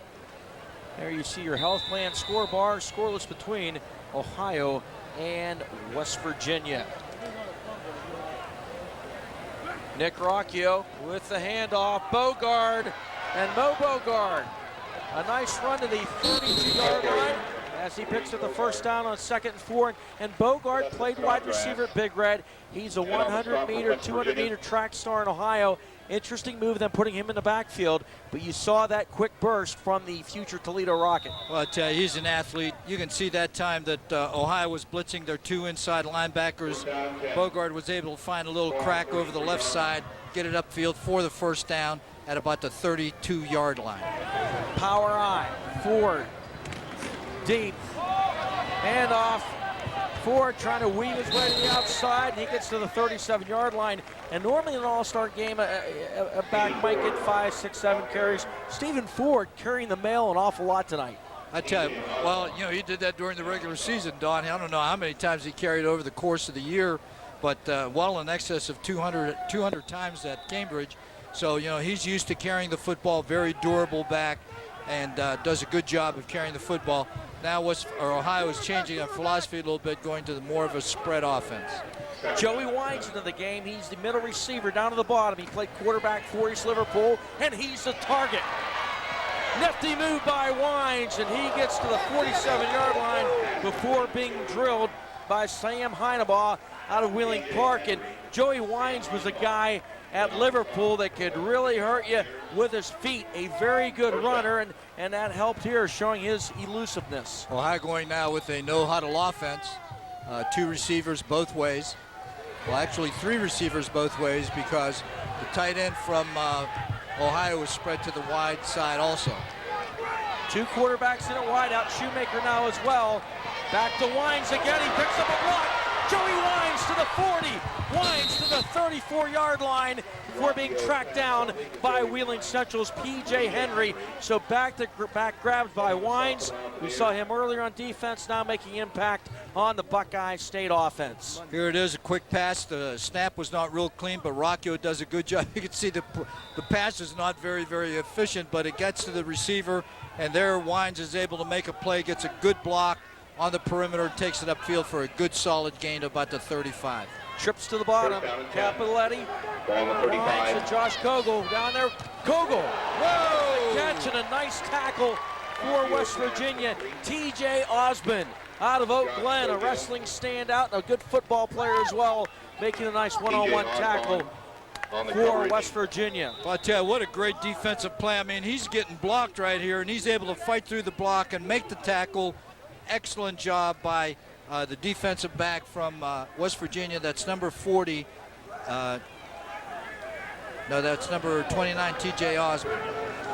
Rocchio gun, quarterback draw, big hole. Nick down to the 25-yard line, close to a first down for Ohio. And you don't hear much about Nick Rocchio, the runner, but well-designed play there for Ohio. Rocchio headed to the hilltop to play his college football for the West Liberty Hilltoppers. And I'll tell you, he'll be a force at West Liberty. They like to throw the ball in a West Virginia conference, and he'll be a very, very nice addition to the West Liberty Hilltoppers football team. 3rd and 1, power eye, Ryan Zann is one of the up men. Nate Burdett out of St.Clairsville as well. Ford deep in that backfield. Ford to the outside, first down and more. Ford to the 19-yard line. not much there, but Stephen Ford, the running back, picking his way through, finding the slim openings and picking up, I believe, 7 yards down to the 20, down to the 19. Ohio's starting to get a nice rhythm now. You can see that they're able to throw the ball out of the spread. They're able to run the ball out of this. Look how nice and nifty Ford does to get that extra yardage. Good open field tackle by number 22, Corey Meeker from John Marshall. It's a timeout being taken by West Virginia at this point. And that's a good timeout because I didn't like the matchup they had defensively there. We will take a break. 9:07 to go first half. We are scoreless on the Sky Bank scoreboard.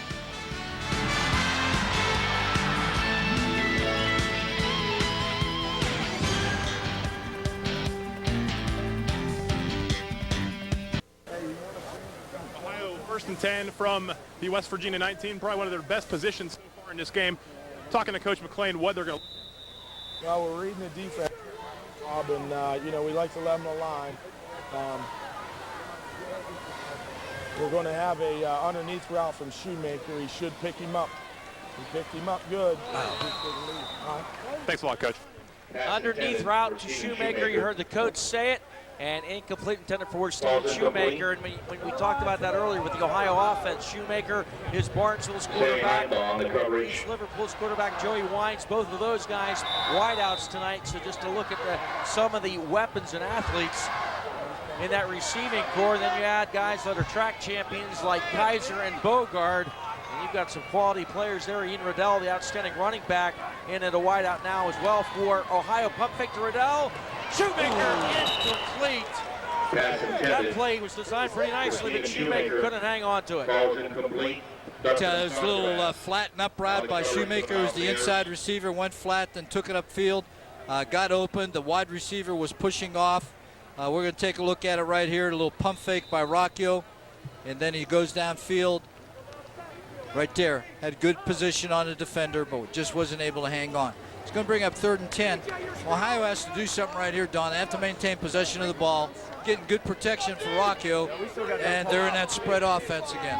3rd and 10 on the 19. I think you've got to watch Kaiser. Rocchio and Kaiser, I mean, they play together at Bellaire. That's a good combination, but they give him the Ford. On the ground, big hole, touchdown Ohio. Flag on the play. I think it's coming back. Flag on the field.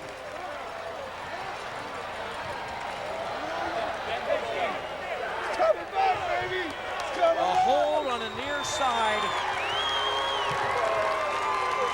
will bring that one back, but a nifty run by Stephen Ford. We're going to see if we can find a hold. It's a nice job by the offensive line from Ohio. The hold is going to take place right down here. We don't see it there, but the official was right there. Evidently, there was an infraction by the wide receiver. Maybe we'll see it here a little bit better. Wide, big hole right there. Right, there's the hold right there. They called it on Kaiser, number 34, Jason Kaiser, but I'm not sure. Anyway, that's going to bring up 3rd and about 12. And they're in 4-down territory. If they don't make it here, they're going to go for it. Two backs, Boougard and Ford. Kaiser down to the bottom, Newhart top side. West Virginia looking like they might send the house. There's the throw, Kaiser, incomplete. Pass interference on West Virginia. Pass intended for Jason Kaiser. Ball's incomplete. Dustin Snodgrass on the coverage. Flag on the field. Bit of a height advantage. Snodgrass 5'11" out of Brooke. Kaiser, I'd say he goes about 6'2", 6'3". And he got behind him, and if it was going to be a jump ball situation, Kaiser had the advantage. So the interference being called on Snodgrass. First down for Ohio. We're going to take a look at it here. Just a fade pattern to the wide receiver. Just lofts the ball up there, gives Kaiser an opportunity to get it. And there you're going to see the interference. The defensive back really not playing the ball, but playing the defender. 1st and 10 on the 11. Ford. Takes a hard hit. Good penetration by West Virginia. Ryan Jones out of Cameron. And then sealing the deal, Magnolia's Nick Baxter. But Jones really blew that play up, and then the pursuit by Baxter seals the deal. I tell you, they talk about the Ohio speed. There's a little bit of speed shown right there by West Virginia. Number 85 makes great penetration, Ryan Jones. Then you can see those blue jerseys converge on Ford. Second, 12 and 13. Boougard, your slot receiver. Cappelletti topside. Kaiser to the bottom. They swing it to Boougard. He's got some room if he can make a man miss. But Jordan Taflin is there for the tackle at the 15. And Jordan Taflin having himself a night on defense. I tell you, West Virginia's doing really a good job of open field tackling.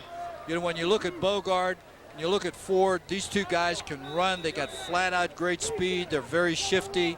You know, when they get their hands on the ball, and these West Virginia backs are doing a great job of getting to those receivers and getting them down before they have an opportunity to get past those defensive backs.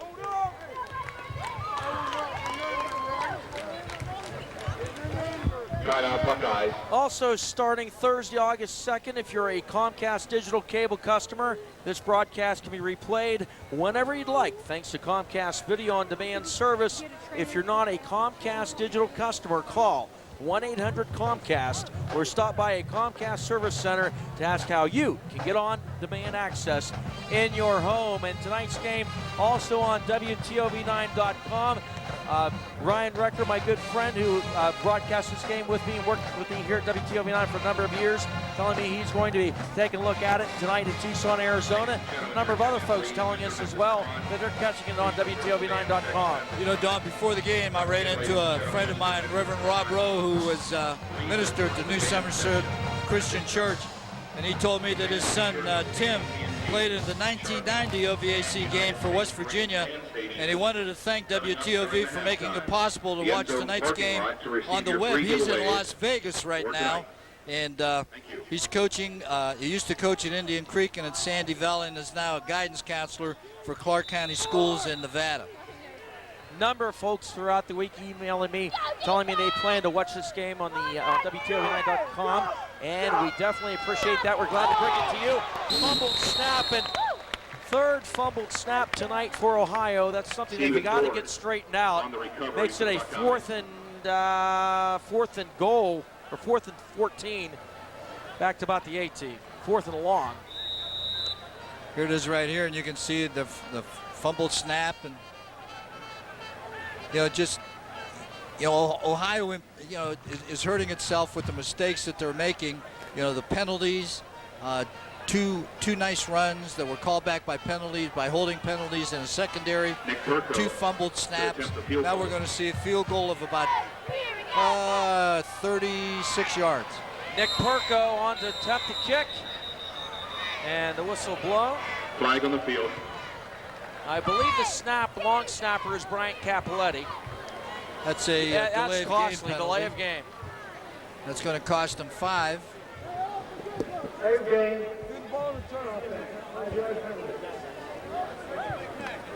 So that's going to end up being a 41-yard attempt.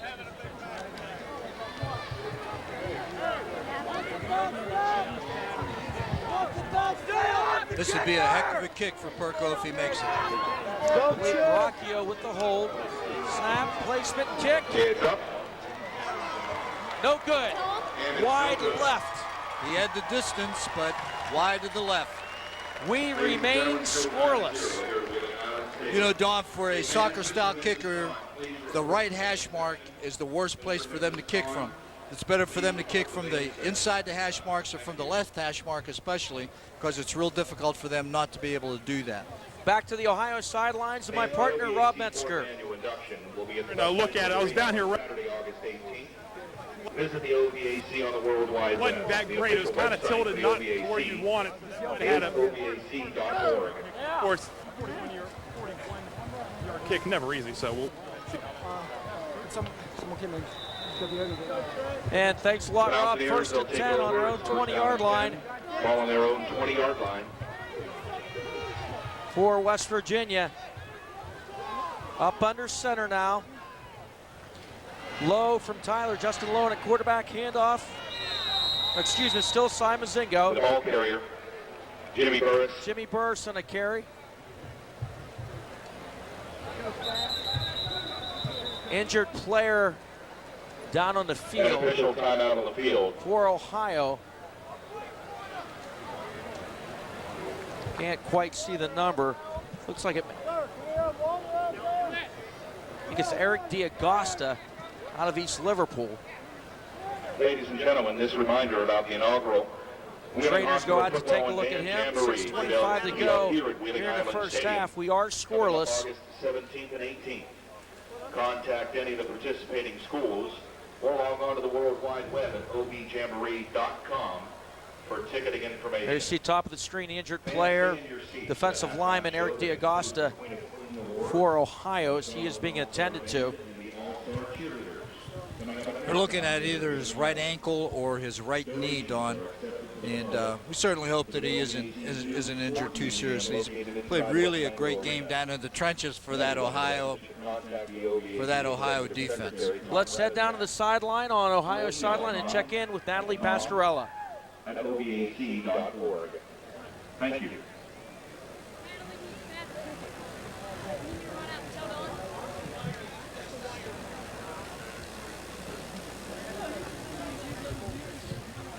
And we will check back in with Natalie here in just a second. Trainer is still taking a look at Eric D'Agosta. D'Agosta, an outstanding heavyweight wrestler for the East Liverpool Potters, and plans on wrestling in college. D'Agosta. Hey, if we get to it. And there is Eric, and Eric has helped up. They hear me? And let's head back down to the sidelines and check in with Natalie Pascarella. Hey guys, with me now is Jay Zada, Regional President of Skybank. How you doing today? Doing great, thanks. Okay, well, many sports writers here in the Valley consider this game one of the biggest events, and on behalf of the OVAC, we want to just thank you for your generous presenting sponsorship. How do you think things are going so far? It's a great night, great game, very close, a lot of excitement. We're thrilled to be a sponsor tonight. Now, I'm seeing your lovely polo here. Tell us a little bit about your transition to Huntington. We're changing our name at the end of September. You're going to see a name change on all Sky Banks to Huntington Bank. So a lot of excitement at the bank, and we're looking forward to it. Okay, thanks very much, Jay. All right, guys, back to you. Jay Zada of Sky Bank, presenting sponsor tonight along with WTOV, soon to be Huntington Bank. Little swing pass, Burris, and a big hit on Burris, and that is Mr. Jeffers from Barnesville, and Paul Jeffers, the big stick, part of what was an outstanding Barnesville Shamrock football team this past year. Take another look at it. There's going to be the quick swing out here to Burris. Good speed, running back from Wheeling Park, but you can see red jerseys closing pretty good. And the guy from the inside, Jeffers, really put a hit on him. He's 6'2", 225, but as I say, that guy's got wheels. Mozingo, the goal block. Goal block makes Ryan's miss. And Ryan's is tackled from behind. Ryan Zann with that tackle for Ohio. That's complete to Andy Goldbach. Ryan Zann, really an outstanding inside linebacker, made the tackle downfield on Goldblatt. That time the defender for Ohio gave Goldblatt just a little bit too much room. You can see he's wide open. You have to know the down and the distance and not be able to give him that out pattern for the first down. Come on! Come on, baby! First and 10 at the 40, two receivers down to the bottom. Tommy Kettlewell goes in motion, third generation OVAC player. Whoa! That's a loaded freight train coming. Leander Brooks out of Harrison Central up there. Justin Hunt of Union Local and Nate Burdett of St.Clairsville. That's a freight train coming. Wow, number 46, Nate Burdett, just came in clean, got to the ball carrier very, very quickly. You can see right here, good job getting off of his block and getting to the ball carrier very, very quickly. Throwing the West Virginia back for a big loss. Going to bring up second and about 17. 33-yard line.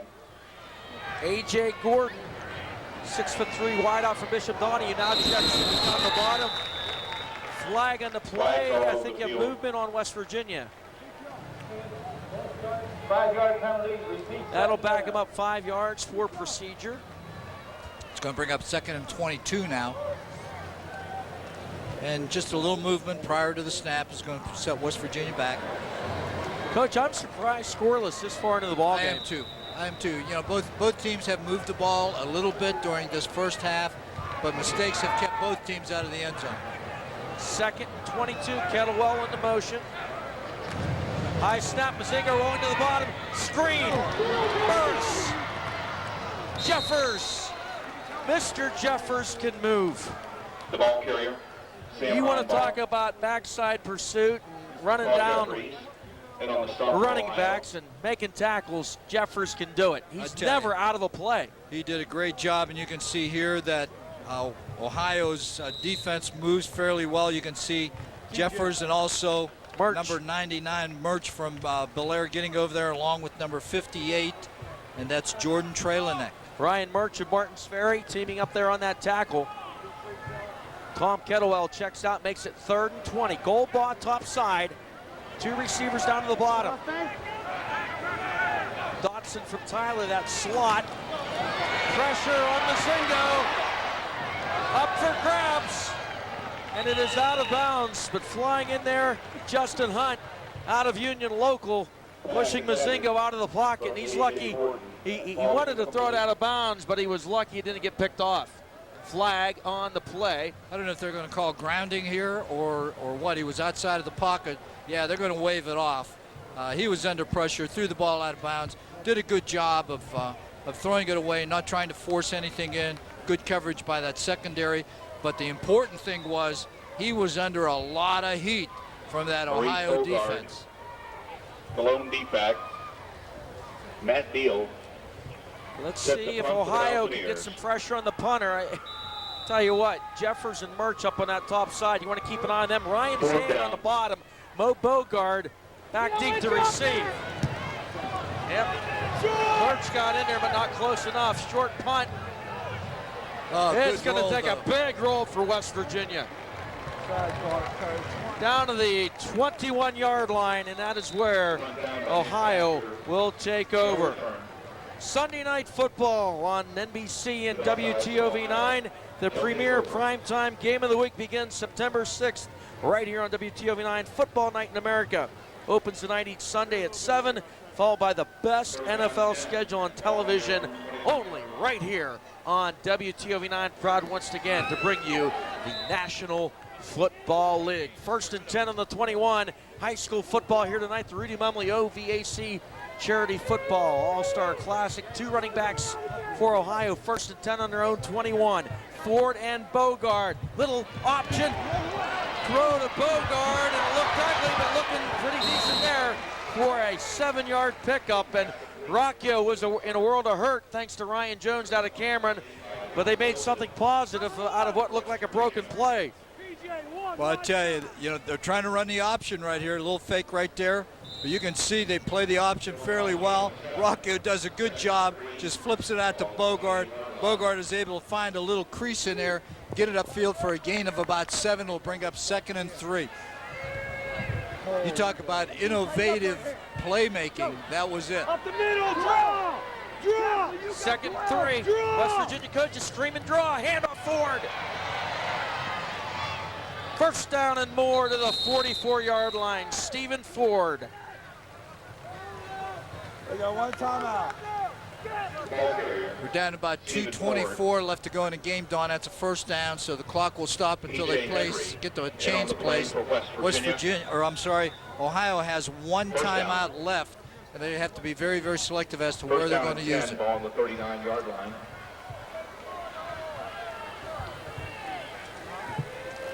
First and 10. Rocchio unloads it quickly, pass is caught out near midfield, and that pass is complete to Elric Newhart out of Meadowbrook. That should be another 1st down. Clock stopped with 2 minutes remaining now in the half. And on the stop of West Virginia. Sports Friday has all the hard-hitting high school football action recapped every Friday night after News 9 tonight. Join me, along with Rob Metzger. We'll bring you all the highlights, scores, the action for the regular season, and deep into the playoffs right in your living room. Sports Friday. Now you need bump. Come on, Rich. Sports Friday. Bump, bump. There you go. Right here on WTOV9. He's swinging up. Brian Capoletti makes a man miss. Takes a hard hit at the 42. The sideline Mike working tonight. He could hear that crunch up here. Well, I tell you, did a good thing. He knew he wasn't going to be able to score, got as much as he could, got to the sidelines and stopped the clock so that they don't have to use this timeout. This is number 88 on the reception for Ohio, and that is Brian Capoletti. You can see here, makes a nice little move, has nice speed and movement for a big kid. You can see he's going out of bounds. Good hit right there before he got out of bounds by number 28. It's Elijah Hostetler. Stephen Shoemaker, quarterback out of Barnesville, into the game, up to the top side. Newhart down to the bottom. Kaiser, your slot. Ford thrown for a 7-yard loss as West Virginia, Elijah Hostetler in there. Nick Baxter, both out of Magnolia, come flying in there. We're going to take a look at it right here. You can see there's an awful lot of penetration. Somebody blew a block on the left-hand side of that offensive line for Ohio, and had two defenders in the backfield as soon as Ford got the ball. 3rd and 8. Rocchio in the gun. Quick hitter, Capoletti incomplete. And that comes down to, I think, a lot of times timing. In an all-star game, if you've got a receiver that you've worked with all year, that's going to click. But Capoletti, Rocchio on different teams, St.Clairsville, Bellaire, so the timing not quite there. But you've got to hit that quick and precise, and Absolutely. It could be a big gainer. Yeah, you can't throw the ball behind him. You got to hit him on a run, give him an opportunity to run with the ball after the catch. Punting situation, Perko on to boot it away for the Buckeye State squad.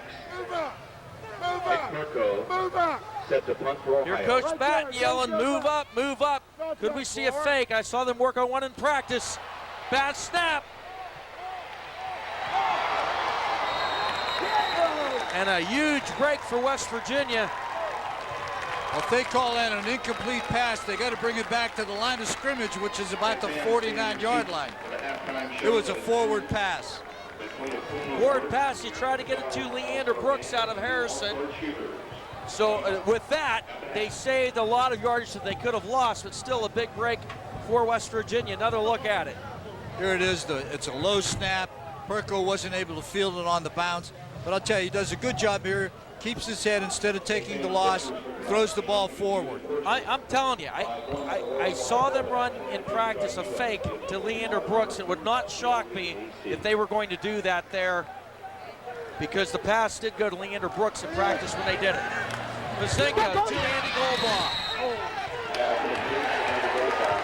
They're saying late hit out of bounds. They're going to tack on 15, but and I just from watching them try to do that at practice, that would not shock me if they were trying to do that there. And it makes sense, because if you're the punter and you're thinking about a little trickery, you're not focusing on the snap. But I don't think that was designed on. I think he was going to punt the ball. It was just a poor snap that time from the center. Personal foul. They're going to tack 15 on here. So West Virginia, just under a minute to go in the half. Take a look at it here. Goldbaugh with the short out. See number 40 right here. It's a hit out of bounds, but it wasn't that bad. That's Joey Wines from East Liverpool on playing that right corner position. And I'll tell you, Goldbaugh's been doing a good job. He's been getting him to suck up. We'll see if he runs that little short out and then an up pattern past Wines. I'm surprised they're in the eye here, though. Mozingo, Goldbaugh. Good pick up on first down to the 21. Gain of 7.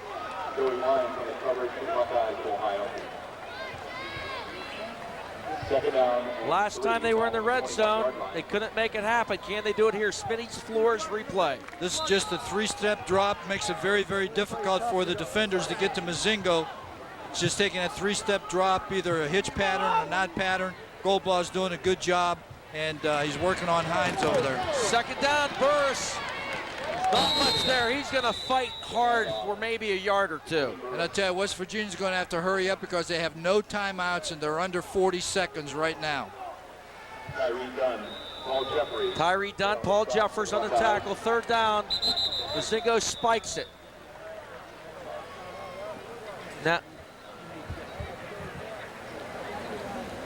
So you're looking at a 4th and a yard in the 33 seconds left. Now here's what we do. No kicker coming. Does Batton try to get the first down, or does he go for more than the first down? He needs about 1.5 yards for the first down, maybe closer to 2.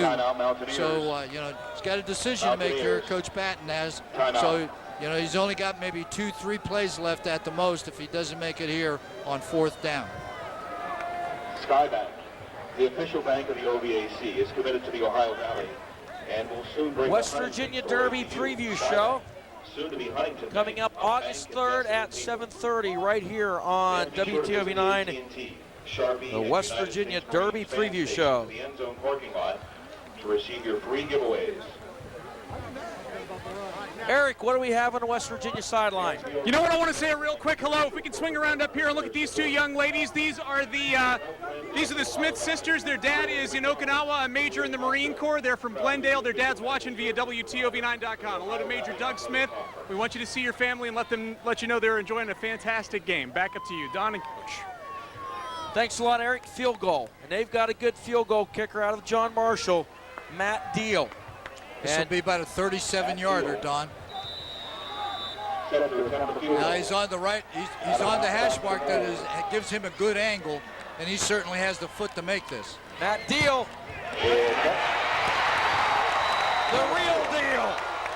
The field goal is good, and West Virginia strikes first, taking a 3-0 lead, and the West Virginia fans like that.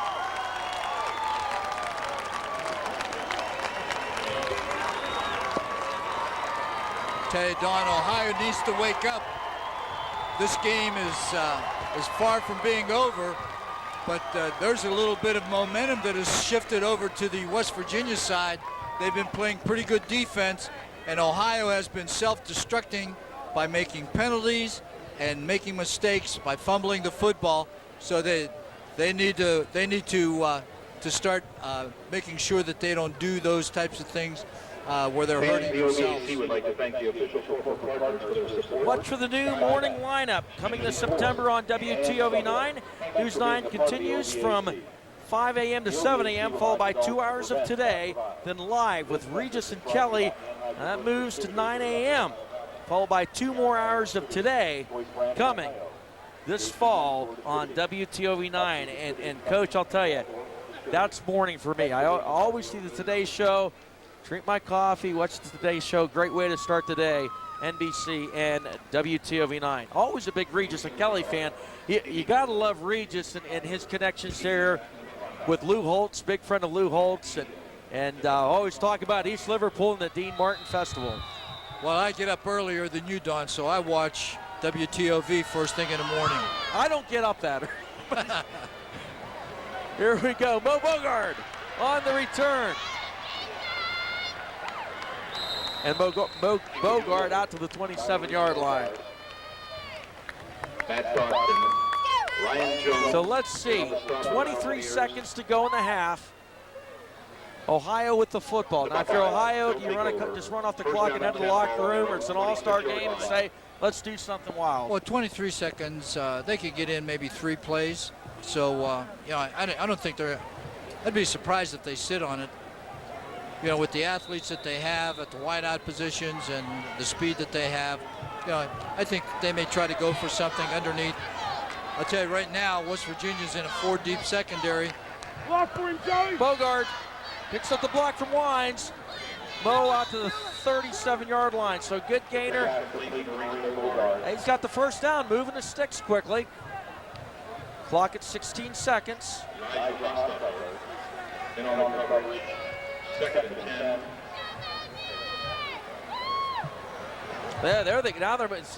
had not moved it. Now they're moving the sticks. West Virginia's not going to give them anything deep. They'll let Rocchio complete everything in front of them, but they won't give them anything deep. He spikes it. But the thing is, you'd move the change at the first down. I mean, if so you're the ready clock had been stopped. They were up on the line, ready to go. As soon as the official gives it ready to play, bang, you can go ahead and go. I'm telling you, though, with all these quarterbacks playing wide out for Ohio, Don't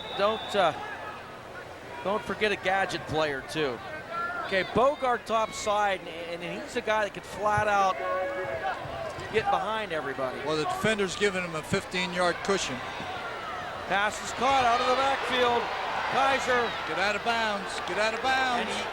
And he finally does. 4 seconds on the clock.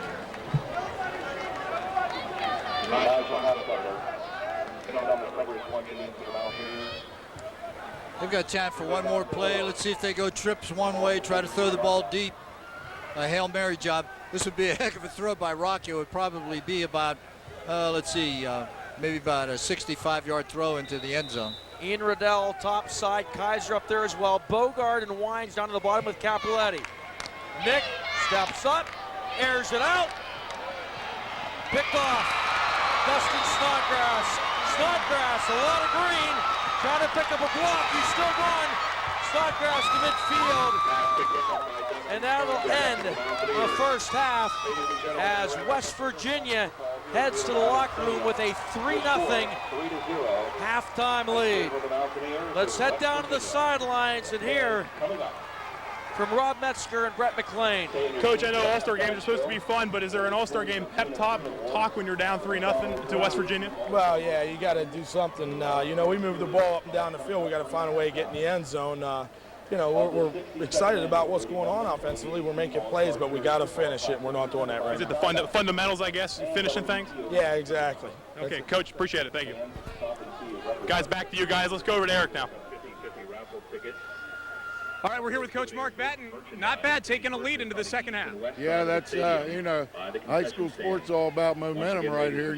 We got the momentum right here. So the main thing is to maintain that momentum. But they get the ball here, start the third quarter. A lot of time left, and that first series of the third quarter is pretty important. So what do you do? What have you seen there that you'd like to exploit to maybe take this all the way into the end? Well. We've been an awful lot. We haven't broke yet, but we just got to continue getting after the ball, playing ball control there offensively, and a lot of football yet to play. But best thing we need to do is get in there and get cooled down, get our helmets off, and get ready for that first series. All right, Coach Batton. We'll see you in the second half. Thanks very much. Back to you guys. And thanks a lot, Eric. Skybank scoreboard: West Virginia 3, Ohio 0 at the half. We'll be back with more after this. Field and check-in with Natalie Pascarella with today's halftime with the Queen of Queens. I don't know about you guys, but I'm ready to get to the winners. Let's give them all a round of applause.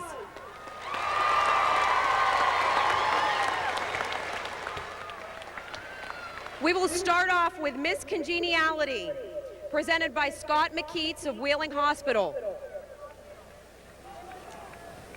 The winner is Amanda Weischer of Wheeling Central. Right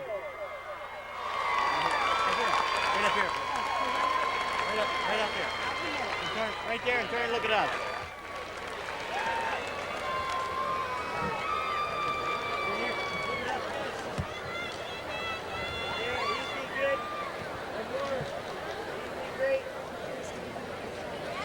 Next up, the fourth runner-up, presented by Andy Stein and James Myers of Smitty's Floors.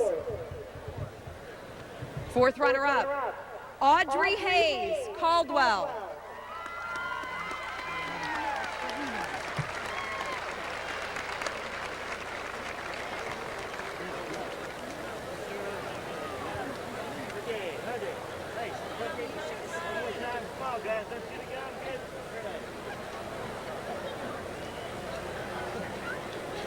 Third runner-up, presented by Jamie Bordas III of the Bordas & Bordas Law Firm. Third runner-up, Alexis Dankacek of Weir. Let's give her a round of applause.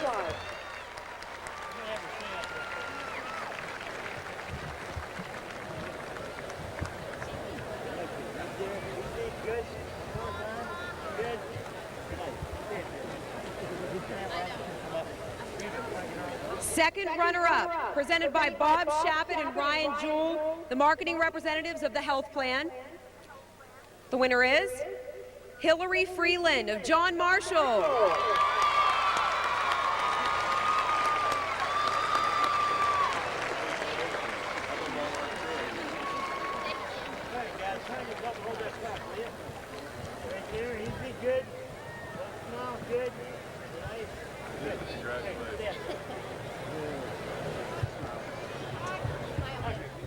First runner-up, presented by Martin Olchinski, the president of West Virginia Northern Community College.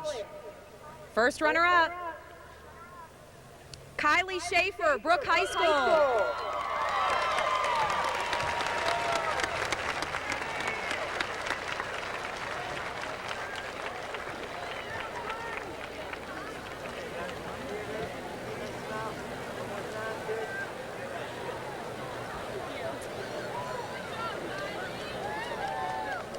Are we ready to hear the Queen?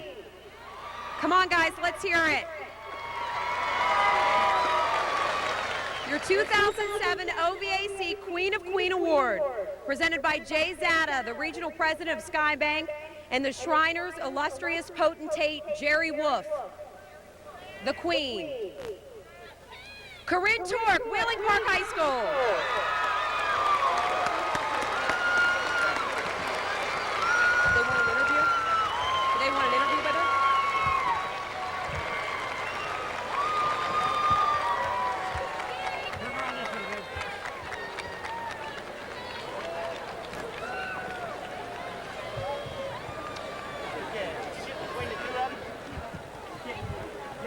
Between the two guys. Right there, good. Right there. I need real small. Looking here, good. One more time, great. Other one, good. Okay, now all of you are now. Okay. All right, I need all the. Congratulations, Corinne Torque. How are you feeling? I wish I could tell you. I don't think I've ever felt like this before. Oh, so excited. I want to thank all of the judges and all of the contestants. They were great. I always say hi to my dad. He didn't make it tonight. Hi, Dad. And hi, Mom. Thank you so much. Let's give her another round of applause, folks. Corinne Torque, 2007 OVAC Queen of Queens.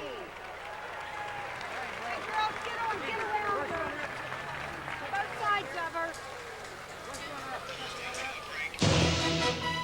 Let's head to a break. You're watching live coverage of the Rudy Mumley OVAC All-Star Charity Football Classic.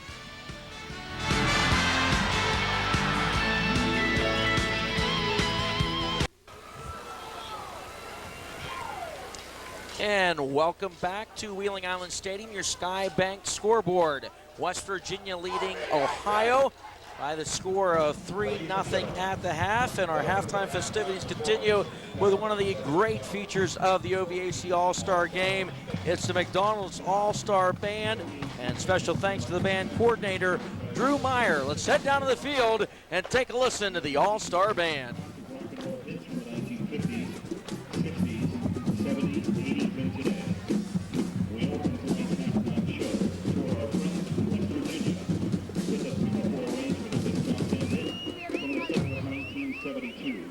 Featuring the OVAC drill team, here is Alice Cooper's classic hit, School's Out.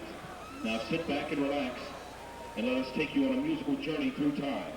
Please welcome back the field commander, Chris Simmons, and the 2007 edition of the McDonald's OVAC All-Star Marching Band.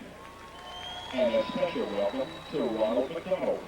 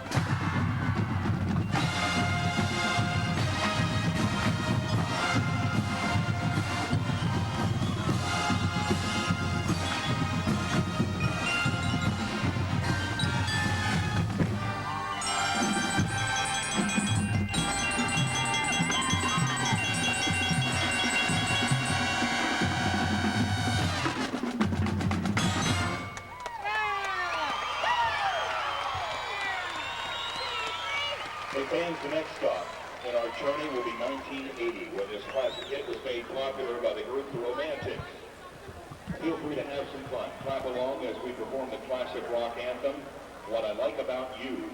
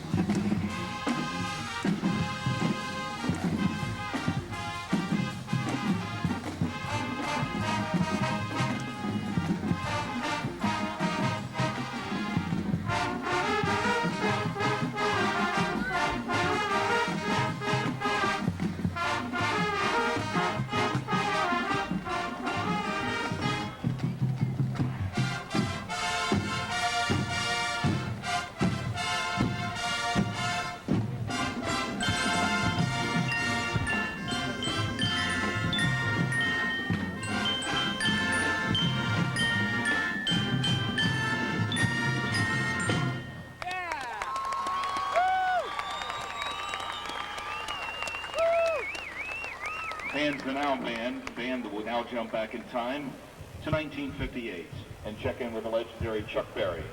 This up-tempo number reached as high as number 8 on the Billboard charts.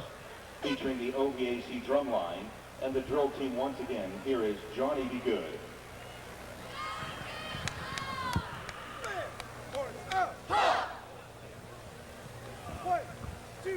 One, two, three, break!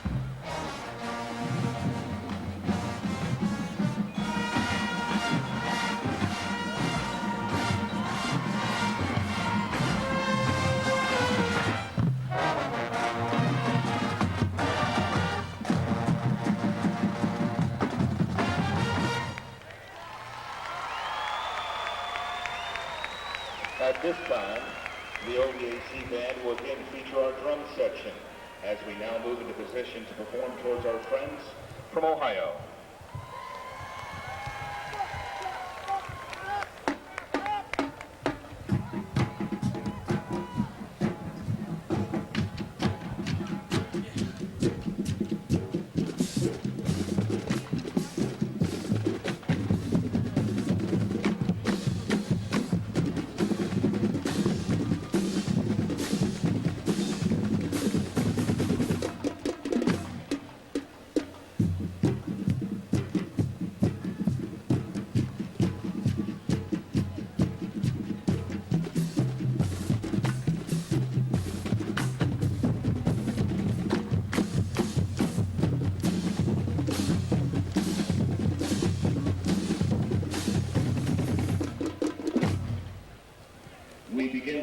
part of our halftime show by featuring the OVAC Color Guard with this 2004 hit by the alternative rock band Green Day.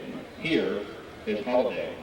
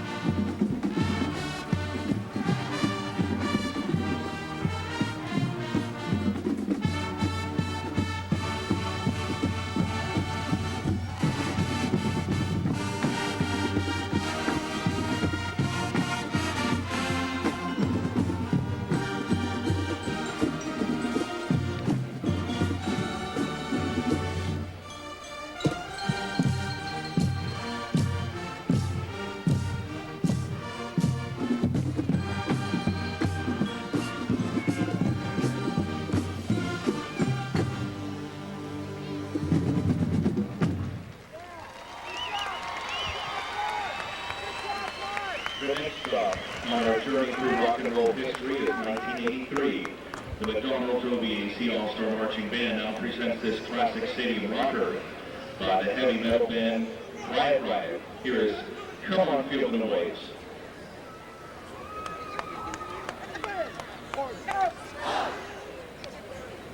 1, 2, ready, play.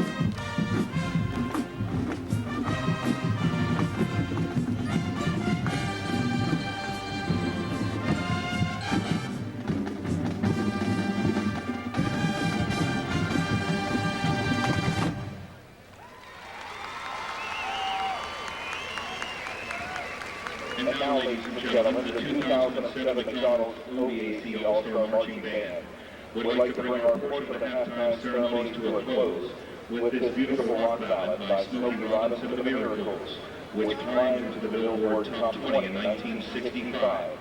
We hope you enjoy our closing selection. This is the arrangement of The Tracks of My Tears.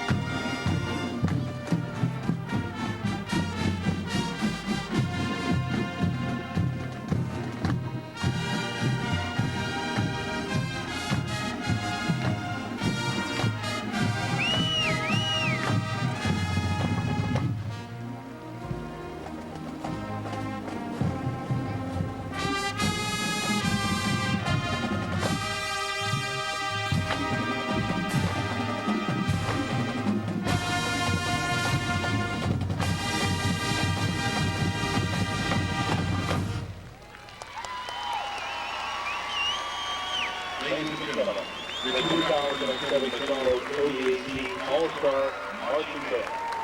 Thank you for your attention. On behalf of the band coordinator, Drew Meyer, band director, Dave Drury, and the entire McDonald's OVAC All-Star Band family, we wish you all the best for the upcoming season and look forward to performing for you again next summer.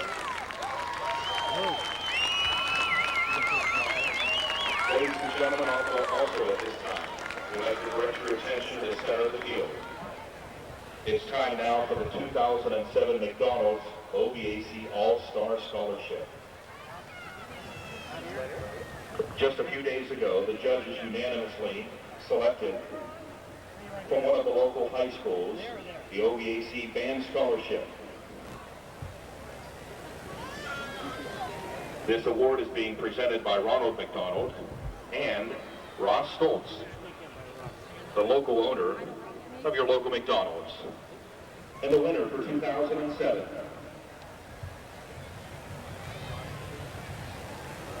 Chris Simmons from Steubenville Central High School.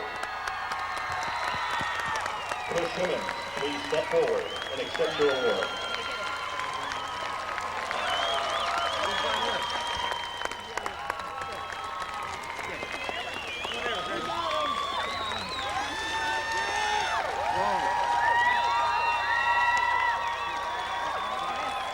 Congratulations, Chris. How do you feel about getting the scholarship? Pretty surprised. You weren't expecting it. Not really, no. Anybody you'd like to thank? Well, God first, and my parents, and my friends, and Mrs. Drasko, I think, is up there, and all my friends in the band, Mr. Drury, everyone in the staff. Thank you very much. Congratulations.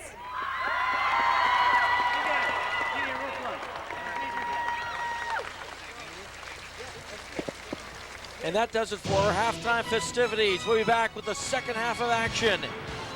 Skybank scoreboard, West Virginia leading Ohio 3-0.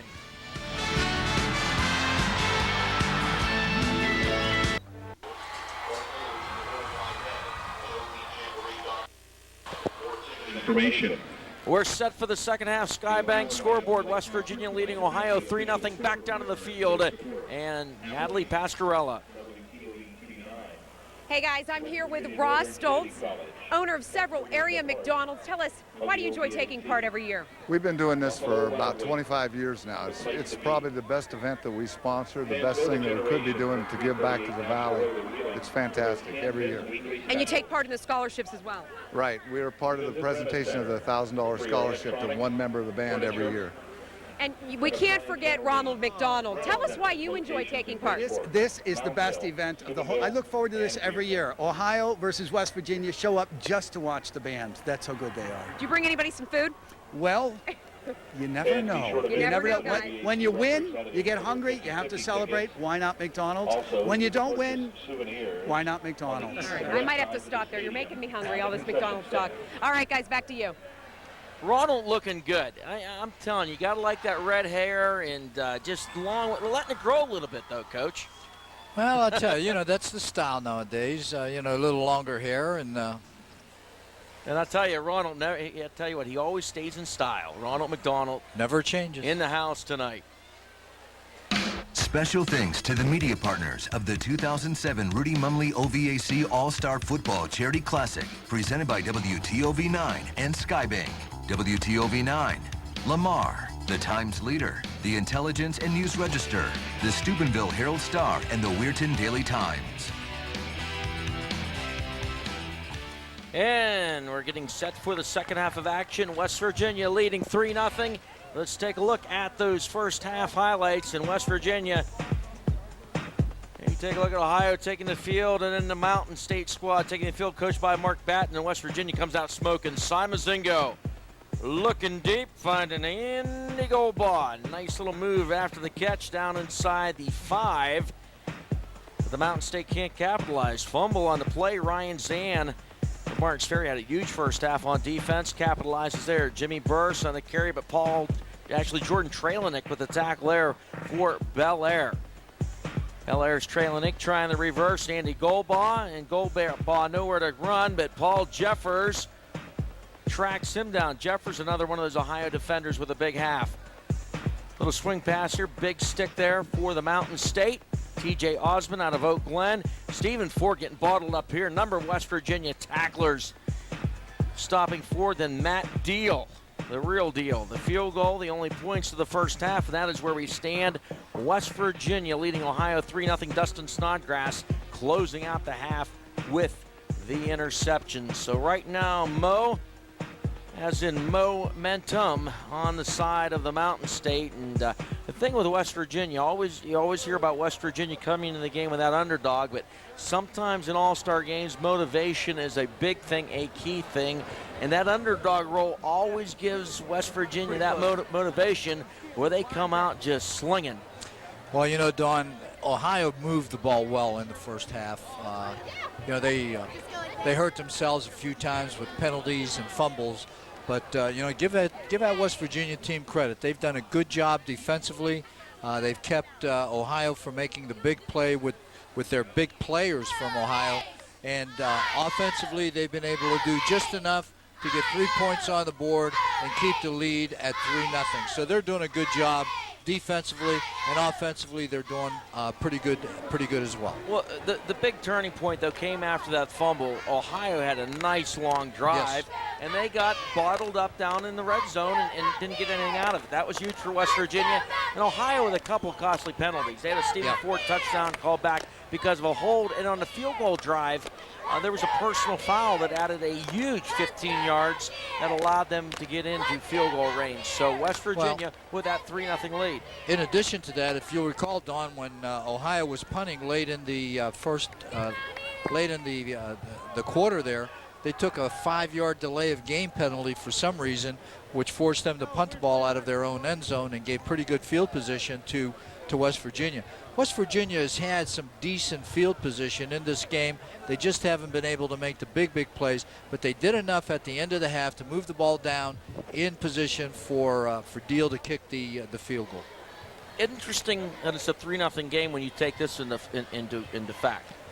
Most all-star games, you'll see one quarterback in the first quarter, one in the second quarter, and the changing, the disruption in the continuity leads to low scoring. But tonight, both quarterbacks, Simon Mozingo for West Virginia, Nick Rocchio, Bellaire, both QBs played the entire half. Right, and I think what you're going to see maybe in the second half, and just a guess on my part, but I think you're going to see Ohio try to run the ball a little bit more than what they did in the first half. When they did run the ball with Rocchio under center and Ford, you know, at the tailback position, they did a pretty good job. They really did, and they get the ball here to start the second half. Looking down below me, Stephen Shoemaker of Barnesville playing catch with Jamal Murray out of Martins Ferry, and Murray playing defense tonight, safety for Ohio. But could you see Shoemaker or Murray possibly in that quarterback position? We were told that Shoemaker was going to be the other quarterback for Ohio, so they may switch up or they may stay with Rocchio. But with Shoemaker warming up, I would imagine, well, now Rocchio's starting to throw, so they may stick with Rocchio. It wouldn't surprise me if they made a switch and put Shoemaker at the quarterback position. He's a more than capable quarterback. Had a great year for Barnesville, threw for over 2,000 yards, got Barnesville into the playoffs. Rob Metzger, let's check in with you. Rob Metzger. And Rob not available right now, but we're set. Ohio gets the ball to start the second half. Hold them right up, defense. Matt Deal will kick it off for West Virginia. And it is indeed Rocchio. Rocchio coming up to the side of head coach Brett McClean now.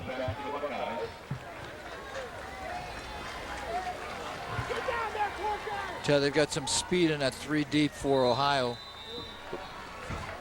Let me check in now with Rob Metzger. Rob says he's got me as I hit Rich Walensky in the face with my hand. Mo Boougard on the return. Here's Mo. Look at this. Boougard. Snodgrass in pursuit. Boougard will cut back to the 23-yard line. Rob Metzger, what do you have?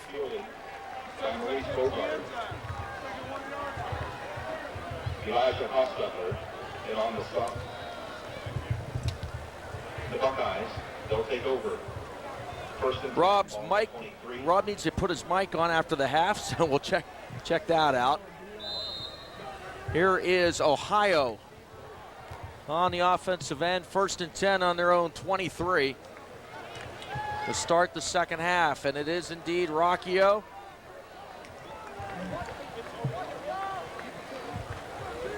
You see Ford in the backfield. Ford on a sweep. And he gets out to the 29-yard line. That's good positive yardage. It's going to be close to the 30-yard line. So he's going to pick up about 6 on first down, just a sweep into the strength of the formation. Had a flanker and a tight end set on this side, 2 backs, and gave him the opportunity to get on the perimeter and show a little bit of that speed. 2nd and 4, ball on the 29. 2nd and 4 on the 29-yard line. 2 receivers up to the top, 1 to the bottom. That is Shoemaker. Pass it out top side, and it's dropped. Jason Kaiser wanting to run before he had the football. The old saying, there is no run without the catch, and you won't see Jason do that very, very often. Trying to take advantage of that long handoff, get it out to their playmakers. Here it is here. Just right through the old bread basket. It's going to be a 3rd and about 4. See if they can convert on their first possession here, Don.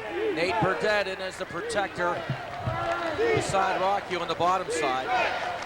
Nick unloads it. Kogel, it is overthrown. Snodgrass on a coverage for Brooke. And I am very surprised. I did not expect a 3-and-out for Ohio to start the second half. Neither did I, especially when they gained about 6, 7 yards on first down. And then 2 incomplete passes, and now it's 3-and-out. They got to kick the ball, and I think that again, what I said earlier, Don. I think that Ohio needs to run the ball a little bit more than what they did in the first half. I think you're exactly right. Ohio has a big line. I think they can run the football, and they need to do just that. Here's the punt.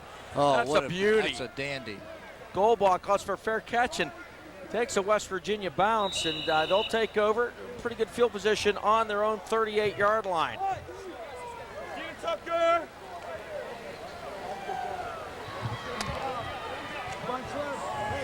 There's only one place you can watch local news, weather, and sports when you want it, and that's News 9 on demand on WTOV9.com. Make it your home page today. Thanks a lot, Coach.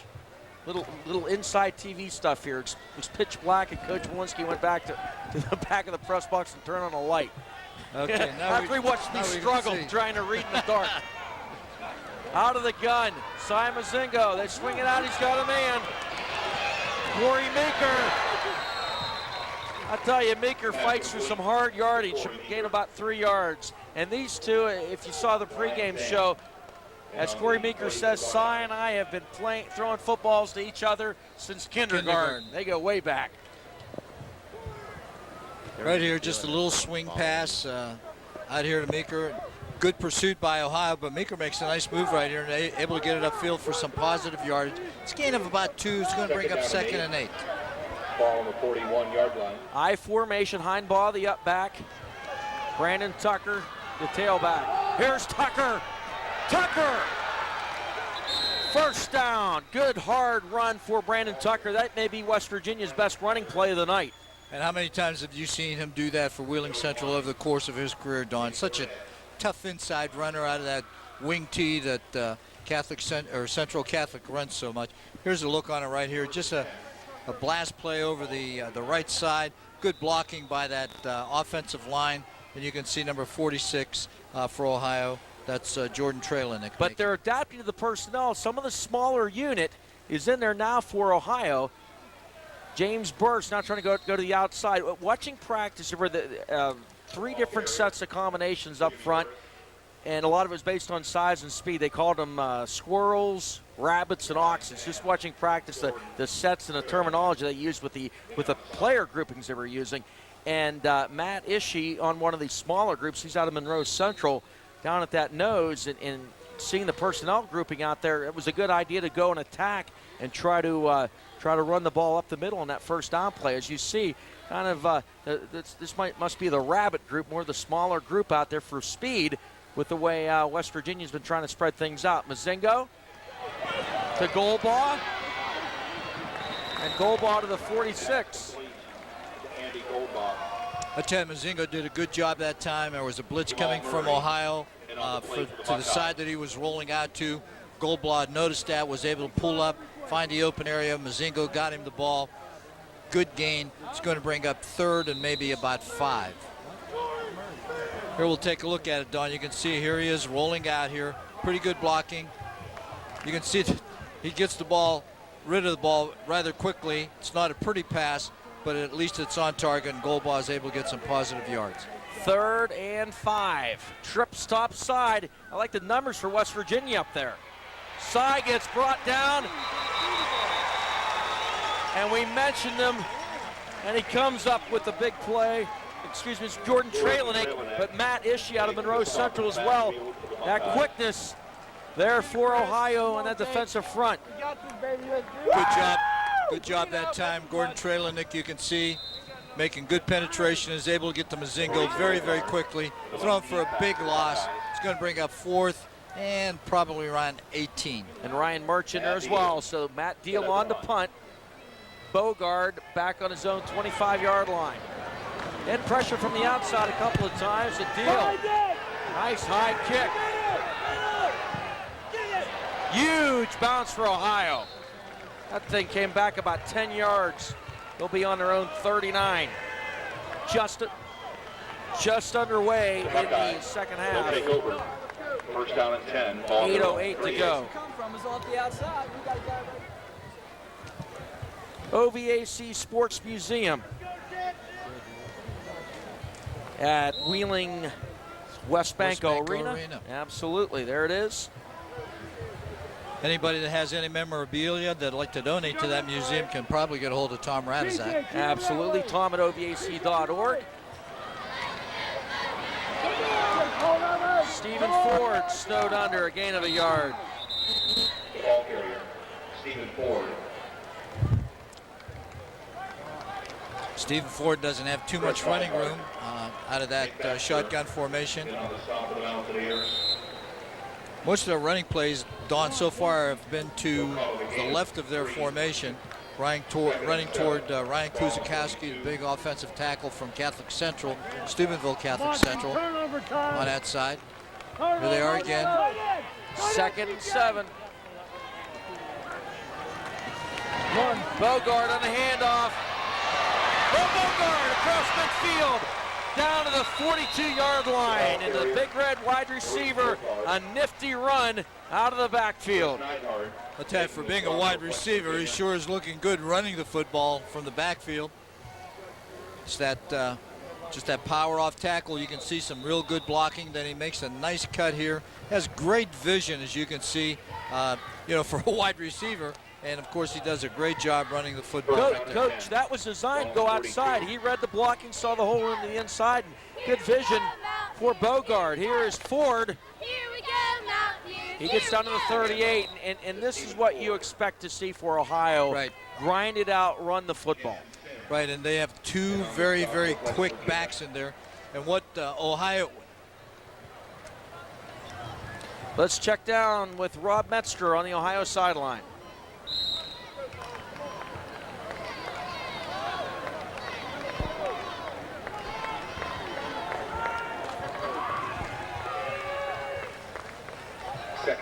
Second and 7.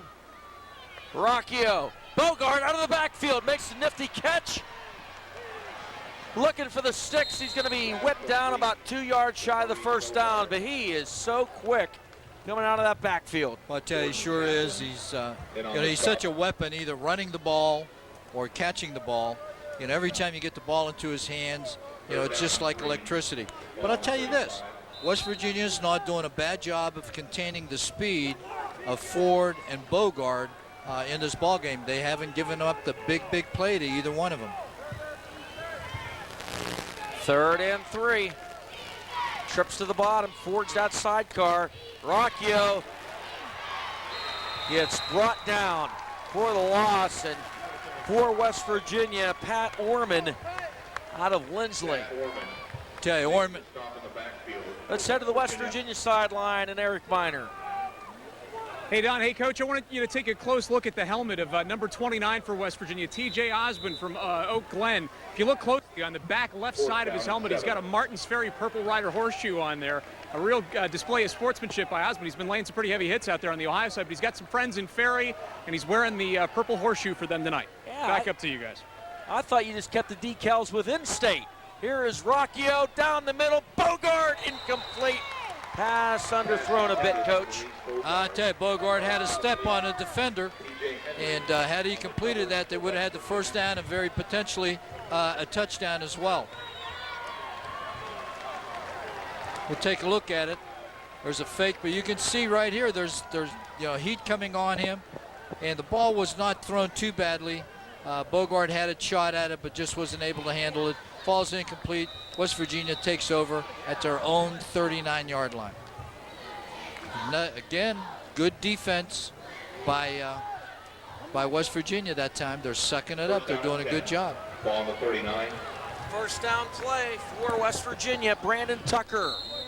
Positive yardage. He picks up a couple. The ball carrier. Landon Kurzik in on the stop for the Buckeyes. Tucker, of course, that tough running back from Wheeling Central Catholic High School, running the blast play like he did on the first play of their last possession. See if Ohio can make a stop here and force West Virginia into a punt or maybe get a turnover. I set 2nd and 7. Wow. Nothing doing. Excellent penetration from the Ohio defense. The ball carrier, Brandon Tucker. Ryan Murch from Martins Ferry did a good job of getting some good penetration and holding that to a very short gain. It's going to bring up 3rd and 9. 3rd down and 9. Clock down to 4 minutes, 3rd quarter. 2 receivers down to the bottom, 1 up to the top. New quarterback in, Justin Lowe out of Tyler Consolidated. Lowe rolling, unloads, and it is incomplete, thrown over to the Ohio sideline to bring up a punting situation for West Virginia. I'll tell you, very good pressure that time by Ohio. West Virginia tried to run on the first 2 plays, very, very short yardage, not very successful. Tried to roll out here to the 2 receiver side. Good pressure from this side coming against Simon Mozingo. He had to throw the ball away, throw it out of bounds, brings up a 4th and 9 for West Virginia. West Virginia's punting game has not been real good so far. West Virginia's punter has sort of been just, shooting it straight up the stack, so to speak. His punts have been very short. This one's a lot better. That's a beauty, but they better get it. They do. At the 2-yard line. With that, we'll take a break. Ohio pinned back deep in her own end. 3.5 to go, 3rd quarter.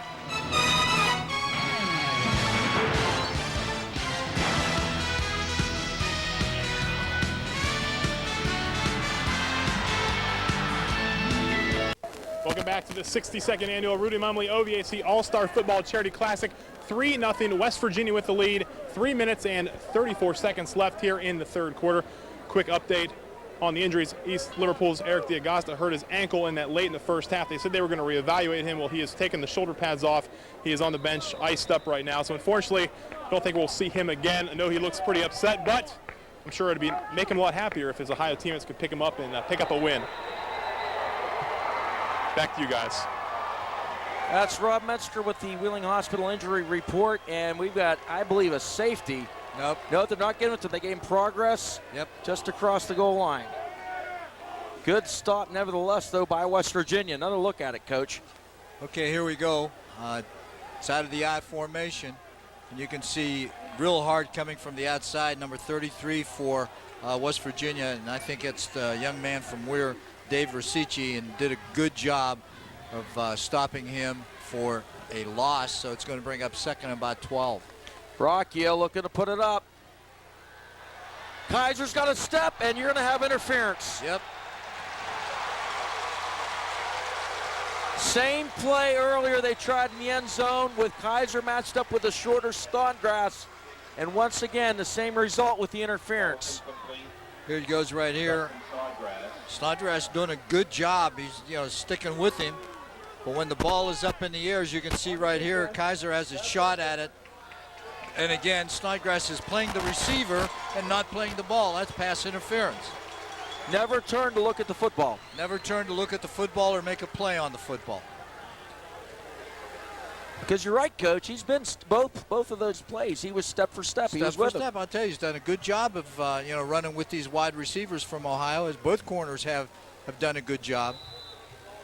But all he needs to do, he needs to turn when Kaiser looks for the ball. Then he needs to look for the ball. So 15 yards, that puts him out to the 16. Stephen Ford, nice little cutback. And a lot of the runs that they're doing with Ford, Coach, are those cutbacks. Yeah, well, Ohio is zone blocking that, and when they're blocking toward where the run is going, what happens is the West Virginia's defenders are moving with that, which is opening up a seam to the backside, and Ford does a good job of reading that and is able to cut it back, looking for the crack. And it's a hard thing to do. You don't teach a kid to do that. He either can do it or he can't do it, and Ford can do it. 2nd and 6. So West Virginia has to be very careful not to over pursue. Boougard, toss. He gets snowed under. It's set down to Natalie Pasquarello on the sideline. Hey guys, I'm here with James Companion from Scholastic Sports Marketing. You're in charge of all the promotions for the big OVAC game. Are you pleased with it so far? Couldn't be happier. This event, I tell you, is as good as it gets. We challenge any town across the country to find a better high school all-star event or high school event, period.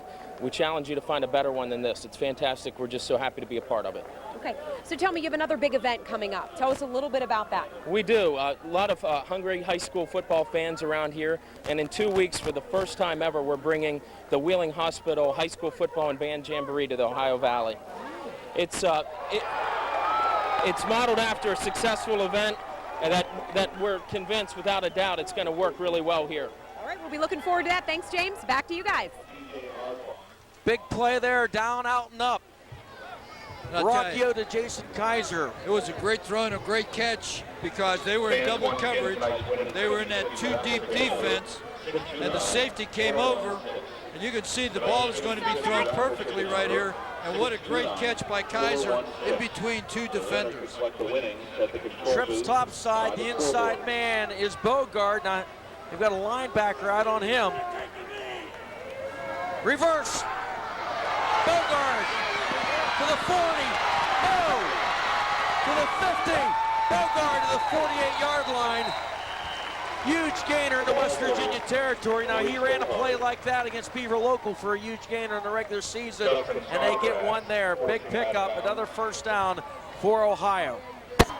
Now, West Virginia or Ohio starting to mix it up a little bit, trying to get the ball into the hands of their playmakers, Ford, Boougard, and Kaiser. And you can see what a good job Boougard does right here in avoiding some tackles, getting upfield for the first down into West Virginia territory. Ford and Boougard both in the backfield, besides Rocchio. Shoemaker on the reverse, looking to throw it. Picked off by West Virginia. West Virginia interception by Weir High's Jordan Taflin. No, they're saying he didn't catch it. Calling it incomplete. Another look at it.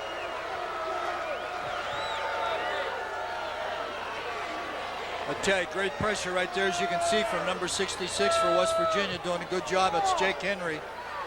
Here's the throw, and it's hard to tell from this angle, but it may have hit the ground as he went down. Yeah. Can't see it from this angle either. There's the official that made the call, incomplete, and he was pretty adamant about it. Right in front of him, he had a great look. 2nd and 10 on the 48, Rocchio, pump fake to Boougard, down the middle, Shoemaker, incomplete. I tell you, how many times they've had receivers open coming across the middle. Boougard was open coming across the middle. That time Shoemaker open coming across the middle. Just the timing is just not there, and they can't get it completed. If they complete it, it's going to be a big gain, Don. Think about this. With Boougard in the backfield, I think a lot of their passing game would have revolved around Trey Masciarelli. Masciarelli out of Bellaire, the main receiver for Rocchio all year. He's on the sideline in street clothes, not playing with a hamstring injury, and I think that might be seen why Shoemaker's seeing a lot more time at wideout. He's a quarterback. Rocchio gonna keep it to the 40, to the 33-yard line. Rocchio gets the first down with his legs. Forced out of bounds by Dustin Snodgrass. Nick Rocchio is really an athlete, Don. It looked like he was going to be sacked for a loss. He was able to avoid the tackler right here. I'm pretty sure this was not a quarterback draw play. I think it was intended to be a pass. Didn't see anything open. Was able to get it upfield and get a first down. Great play by Nick Rocchio. Capoletti topside, Kogel down to the bottom. Giving Capoletti a lot of space. Now they close it up. There's Ford. A hold, and he's going to get thrown down. If this is a penalty against Ohio, I tell you, this is another penalty that's really going to hurt them. It's a third holding penalty against Ohio in this game, and that's what the initial indication is. Holding against Ohio on the perimeter. They're going to bring it back 10 yards from the spot of the foul. Oak Glen's TJ Osmond on the tackle. I think you could sense some frustration. I could be wrong, but I thought I saw one of the Ohio players, possibly Ford, throw the flag back when it was thrown down. I think it was the official. Oh, was it the official? Yeah, okay. When he threw the flag, it hit a player, and then he wanted to get it a little further upfield.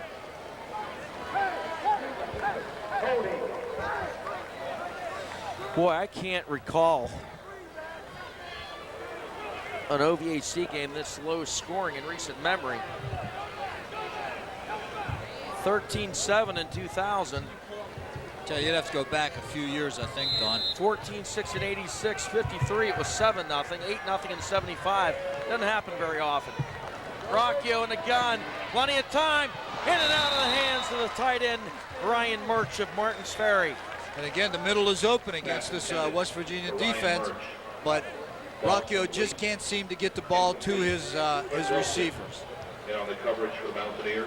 I'll tell you, you got to go back a long, long way, Don, probably to about 1942, West Virginia 7, Ohio nothing. And that was pre-OVAC. And that was 1941, West Virginia 7, Ohio nothing again. Well, it's going to bring up 2nd and 20. And that holding penalty again hurt Ohio an awful lot. They had a real nice drive going. Was starting to get a little rhythm to their offense. Capoletti topside, Kogel down to the bottom. Out of the backfield, Ford. Down to the 39, and the pass led him a bit. Dustin Snodgrass injured on the play. We'll take a break. That brings the third quarter to a close as they attend to Snodgrass. 3-0 West Virginia after 3 quarters of play on the Skybank scoreboard.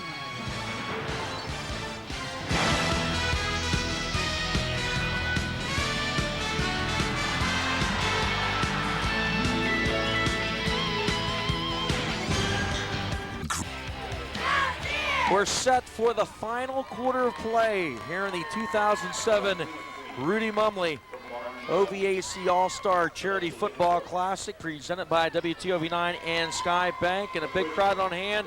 West Virginia fans have had the most to cheer about. They lead at 3-0 on a Matt Deal field goal that came late in the first half, but Ohio just having trouble getting things on track offensively tonight as they trail it by the count of 3-0. And Rob Metzger down on the Ohio sideline. As we start the fourth quarter, the Ohio huddle right in front of you. What are you hearing, or what's the mood down there? I'll tell you what, a little bit of urgency now as the quarter came to an end. The West Virginia crowd, as you could hear, got real rowdy. And I know Paul Jefferson, Shenandoah really wanted these guys to get going. You can tell that they know they're in a battle, and I'm sure they've known that for a little bit now, being 3-0 going into the fourth, but it'll be interesting to see how they get things going and if they can, and we'll check in with Coach here in a little bit and see exactly what they've got planned.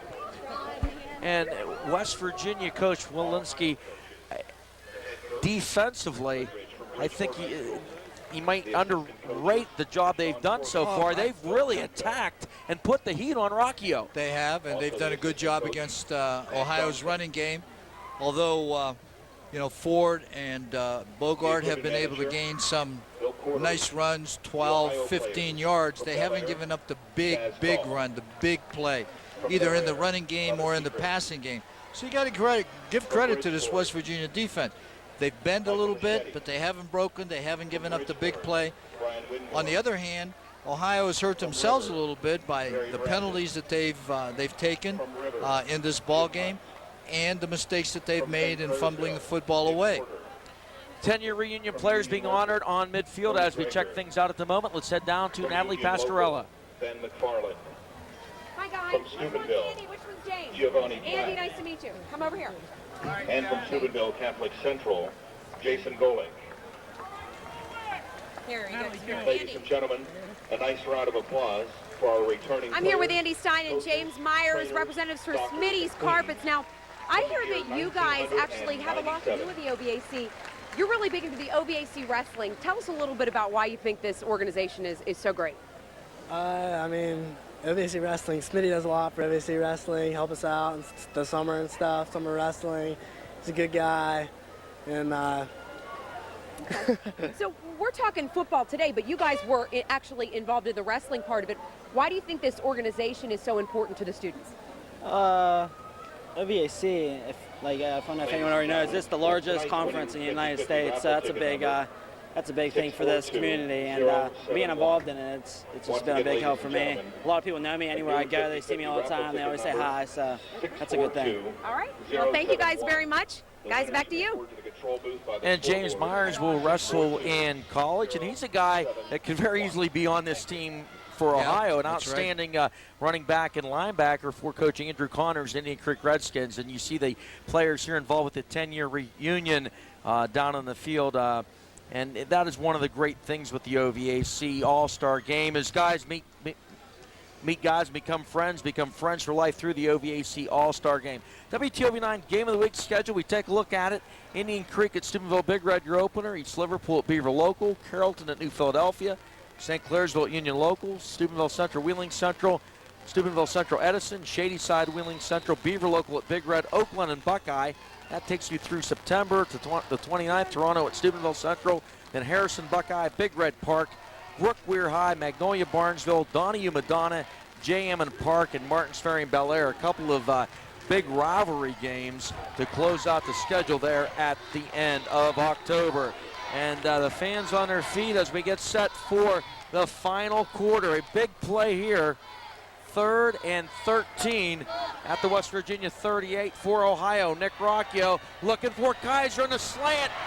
He makes the catch. Wow. Down to the 19-yard line, and that went through the hands of the linebacker Nick Baxter out of Magnolia, and Kaiser making the grab. I tell you, I thought that ball was going to be intercepted, but you know, it got past the, got over the linebacker there, number 58, Matt Swartling. As a matter of fact, it was even tipped, but Kaiser, good concentration on the ball, watching it all the way into his hands, makes the catch for a big first down for Ohio inside the 20. And we're in the WTOV9 red zone. Stephen Ford. And we talked about Ohio needing to run the ball more, but these delays, they've been better off when they've gone quickly at them. The delays are being snuffed under by West Virginia. What Stephen tried to do that time, Don, he took the handoff and he wanted to make the cutback against the grain, but good penetration from the weak side. They did not over-penetrate. They didn't come straight down the line to where he could use his speed to get to the outside. And they threw him for about a 4-yard loss, so it's going to bring up 2nd and 14. And that took him out of the red zone.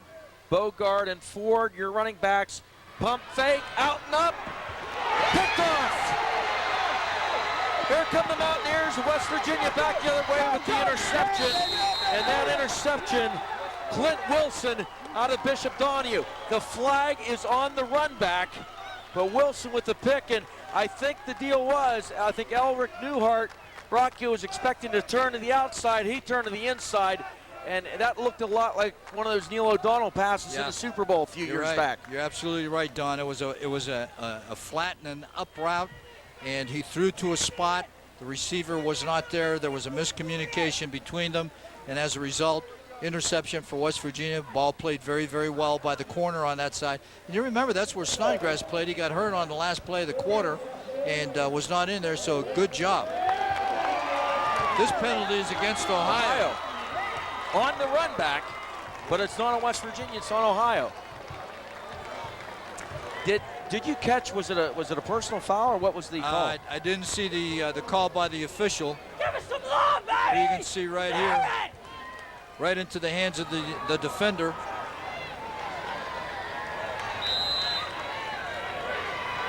Clint Wilson with a huge play. You can just see throwing to a spot.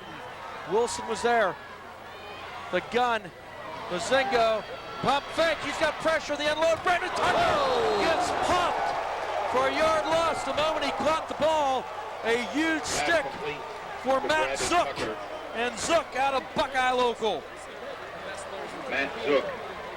Yeah, that ball laid up in the air just a little bit too long by Mozingo. It's a little screen pass. He's looking this way, fake, pivots.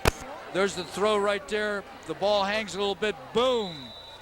And I'll tell you, it's very, very fortunate that number 34 for Ohio, that's Brandon Tucker, was able to hold on to the football. Tucker making that catch, and Tyree Dunn, great penetration for Ohio on that play. Mozingo under pressure, throws in the stands. And I'll tell you, Ohio unloaded the house. I believe that was, if it was 54, that's Justin Hunt. That's about the third or fourth time that Mozingo has thrown the ball out of bounds because of the pressure that was on him. And I tell you, officials are conferring over there.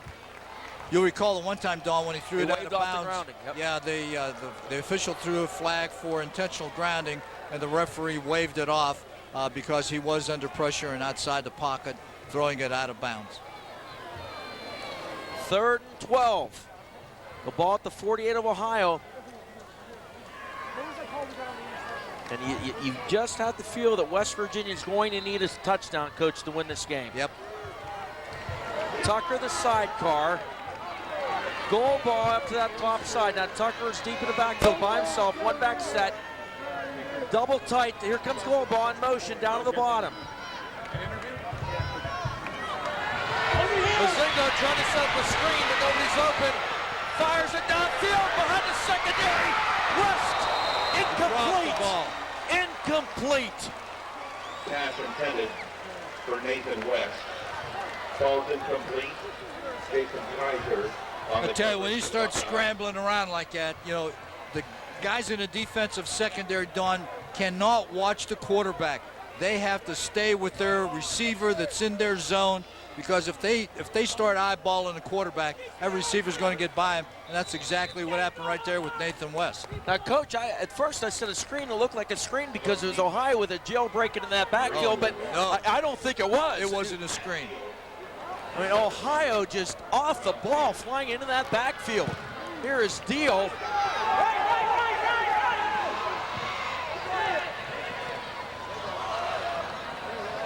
So West Virginia will take over.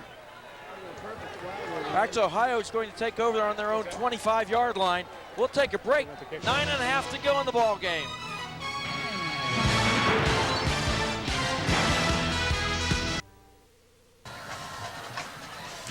We're back 3-0 on the Skybank scoreboard. West Virginia leads at 3-0. Those points off the foot of Matt Deal. He is now with Eric Miner on the West Virginia sideline.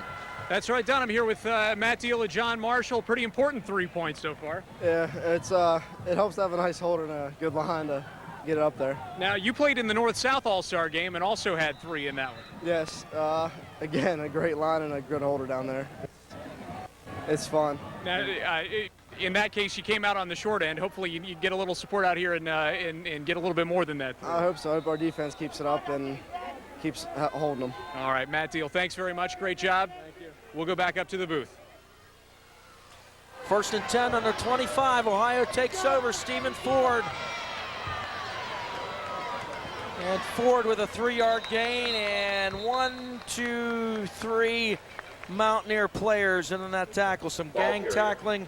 Chris Neidhart among those. He's from Wheeling Central, number 55 on the tackle. Again, West Virginia doing a good job of moving with that zone blocking that Ohio is using, and getting to the ball carrier before he has an opportunity to make a big run. It's going to bring up second and about 6, Donald. I set. Now you see the fullback in there for Ohio. That is Nate Burdett, 5'10", 190.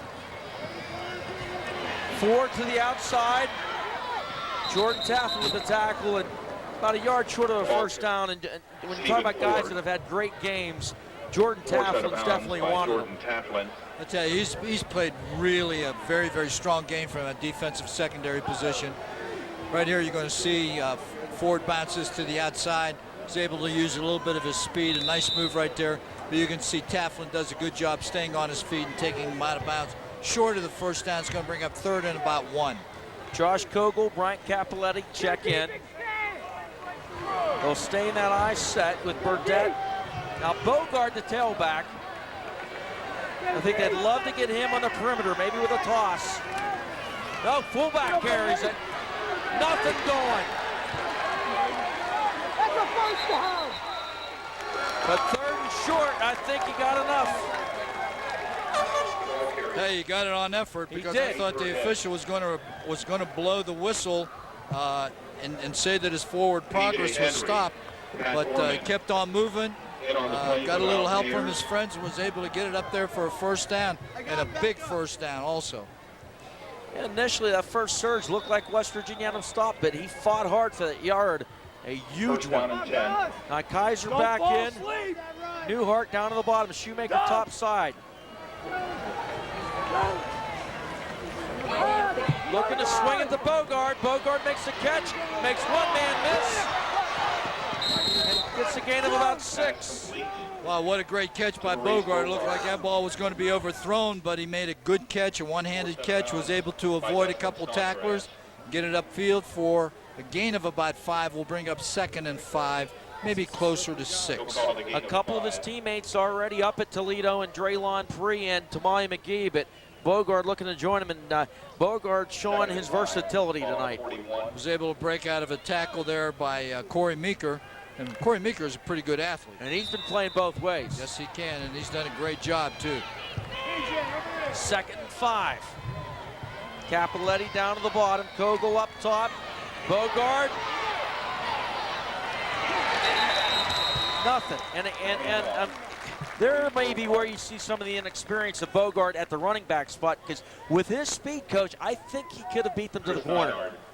Well, maybe he could have done, but I'll tell you, give West Virginia defense some credit. I mean, they were there in numbers, and he just had no room to run. Maybe give him a gain of a yard, brings up third and 5. The penetration West Virginia's got in there all night long. Rocchio unloads it, caught by Elric Newhart, out of bounds. He's going to be short of the first down. Slipped the tackle of Jordan Taflin. He's going to be a yard short, and Coach McClean has a decision to make. It's going to be 4th and 1 at their own 45. Do you go for it here? 7:31 left on the clock, or do you kick it away and play the field position game a little bit more? I think you go for it. Yeah, I would. It's an all-star game. Give your all-stars a chance to make a play. Okay, Nate Burdett in, Ryan Zann in. They're putting some big blockers, some big horses in there. Power high. Stephen Ford keeping that backfield. Ford, got it, and more. Stephen Ford on 4th and a yard. Made a nice little lateral move there. He's got great feet, Don. I'll tell you, his feet never stop moving. You know, usually when a back goes to make a cut, you know, it's one foot will stop or something like that. His feet never stop. Just watch his feet go in here. Always moving his feet, able to avoid tacklers, and got the first down just nudging the ball into West Virginia territory. Zann and Burdett were two road graders. They opened that hole, and I think if you're Ohio, keep this double tight. Those two road graders in there and run the football. Boougard! 5 yards for Boougard. The ball carrier, Maurice Boougard. You've heard all week about Ohio's size, how big Ohio is on that offensive line. Now's when you want to use Boougard down on the play.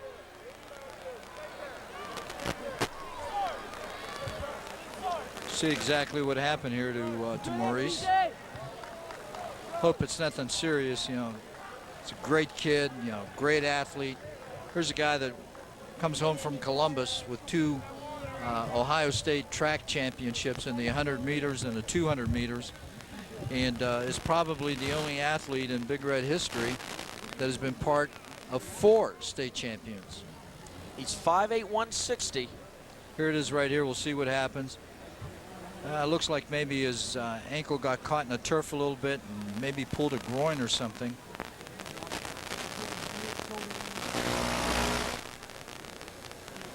He got twisted around when he went down. Yeah.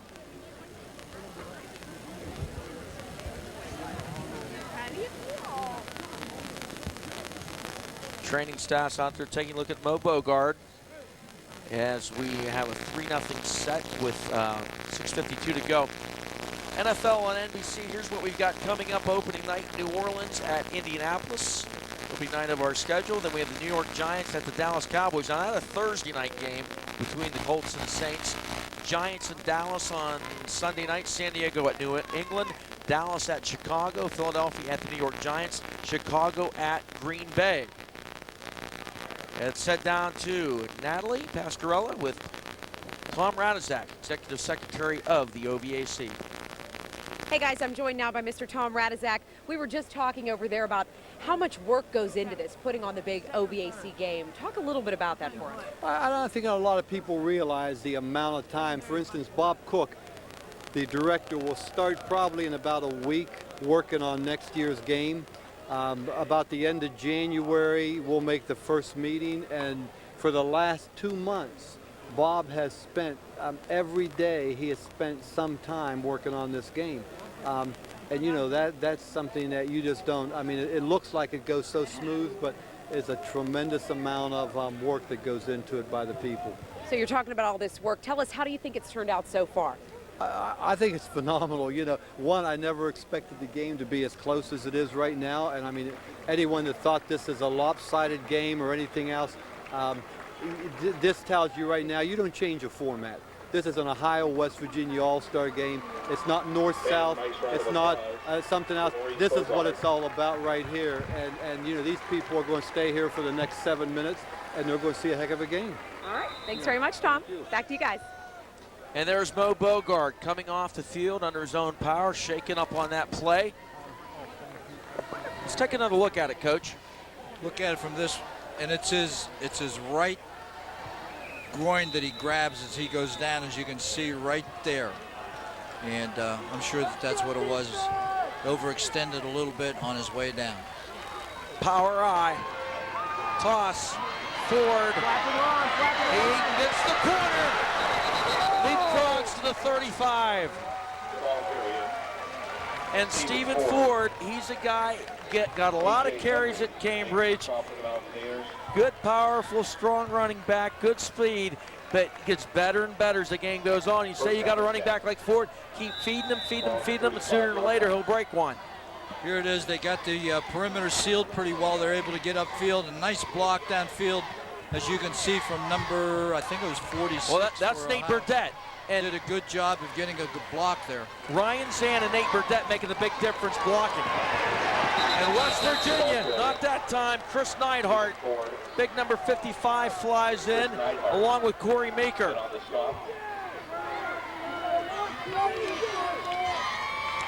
So right when you think the power eye starting to make things click for Ohio, huge play by Neidhart, throws him for a 4-yard loss. I tell you, we're taking a look now at West Virginia. You're seeing guys with their hands on their hips. They're getting tired. They're getting tired of that big Ohio line pounding on them. But I'll tell you, they're still hanging in there, and they're still playing very, very good, solid defense. Second 13, Shoemaker top side. Riddell now the sidecar. Now he plays for McClean at St.Clairsville. Elric Newhart with the catch. Newhart down to the 26. He's going to be about a yard of the first down. And if you don't know a lot about Elric Newhart, outstanding receiver at Meadowbrook, another one of these guys that was, along with Jason Kaiser, a big-time hurdler, big-time track performer. This is a real nice catch here by him on the sideline right here. He has to go up, concentrates on the ball, makes the catch first before he tries to run with it. That's good fundamentals. Great job, as you can see right there. Eyes on the ball all the way. 3rd and a yard. Zann and Burdette blocking for Ford. And Stephen Ford is going to be close. Should have enough. I don't know. He's got to get a lot closer to the 25-yard line, Don. He's going to be short. It's going to be 4th down.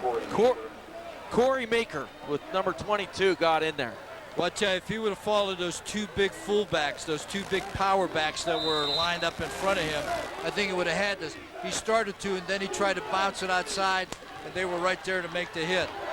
This is the big play.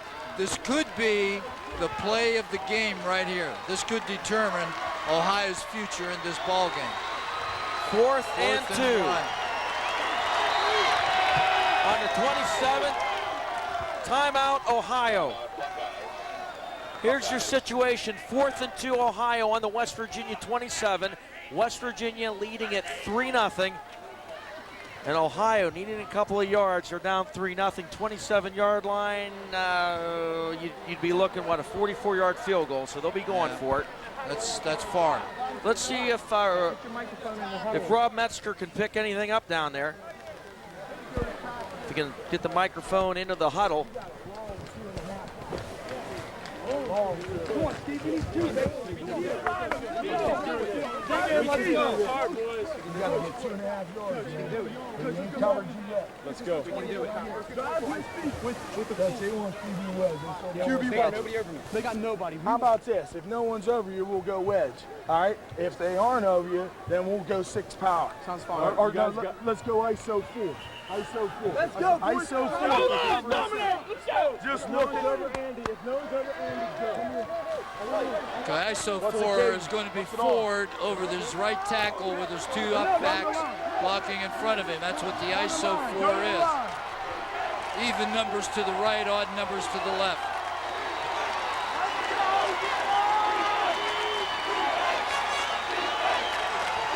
The entire stadium on its feet.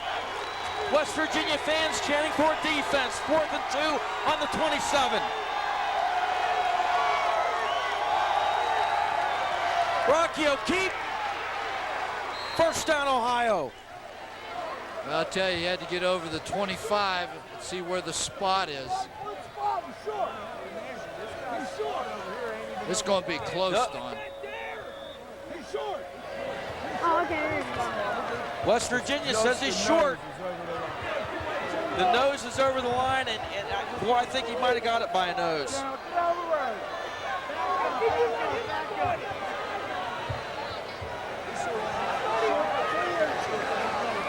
Here's the spot. This will tell the tale. Coach Mark Batton thinks they stopped him. Initial surge looked like Ohio got it. Here it is. Take a look. We don't need words here.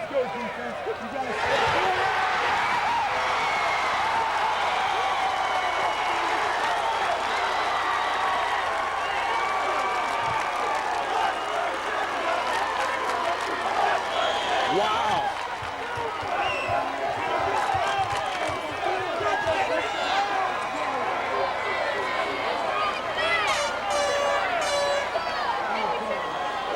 I'll tell you, this place is electric, and you didn't need words to explain that.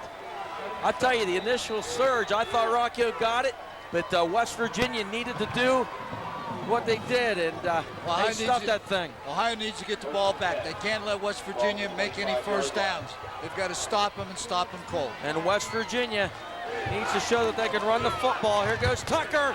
Big hole. Brandon Tucker to the 34-yard line. and Ohio can't let that happen. Great blocking up front. Brandon Tucker makes a nice cut, finds the hole, gets it upfield. He's a north and south runner, Don. I'll tell you, he does a great job. He's got good speed, he got good power. Here it is right here. Good block there, as you can see.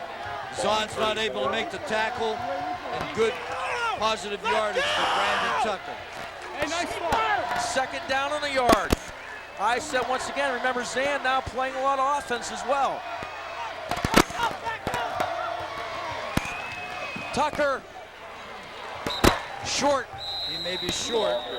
We're gonna have another huge short yardage play here. He's got to get over the 35. And it is, it's running time off the clock. We're at 3:17. I tell you what, Coach, what an electric atmosphere here. I'll tell you, I've never seen the West Virginia fans so fired up on the ball game, and I'll tell you, there's nobody leaving the stadium. Tell you, it's a 3-0 game, but it has been a really electric atmosphere. And West Virginia, though, they take on that Rocky mentality every year in this football game. And right now, Rocky giving Apollo Creed everything he can handle.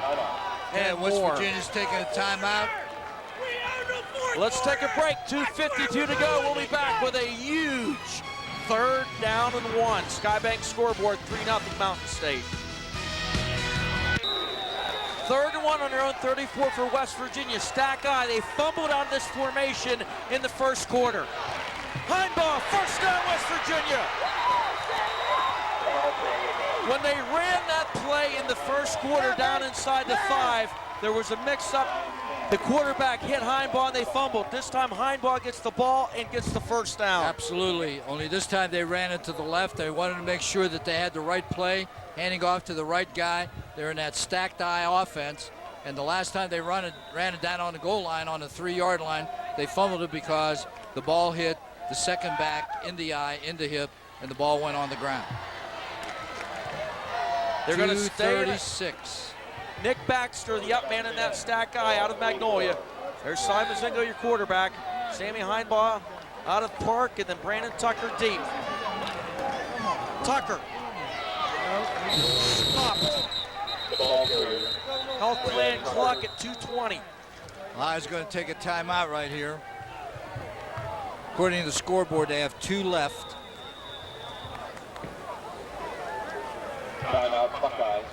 Sports Friday has all the hard-hitting high school football action recapped every Friday night after Newsnight Tonight.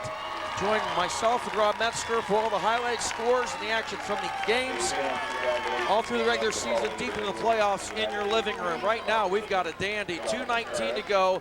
3-0 West Virginia leading, and I am looking to see the last time Ohio was shut out in the OVAC game, and it would be 1977 and 75.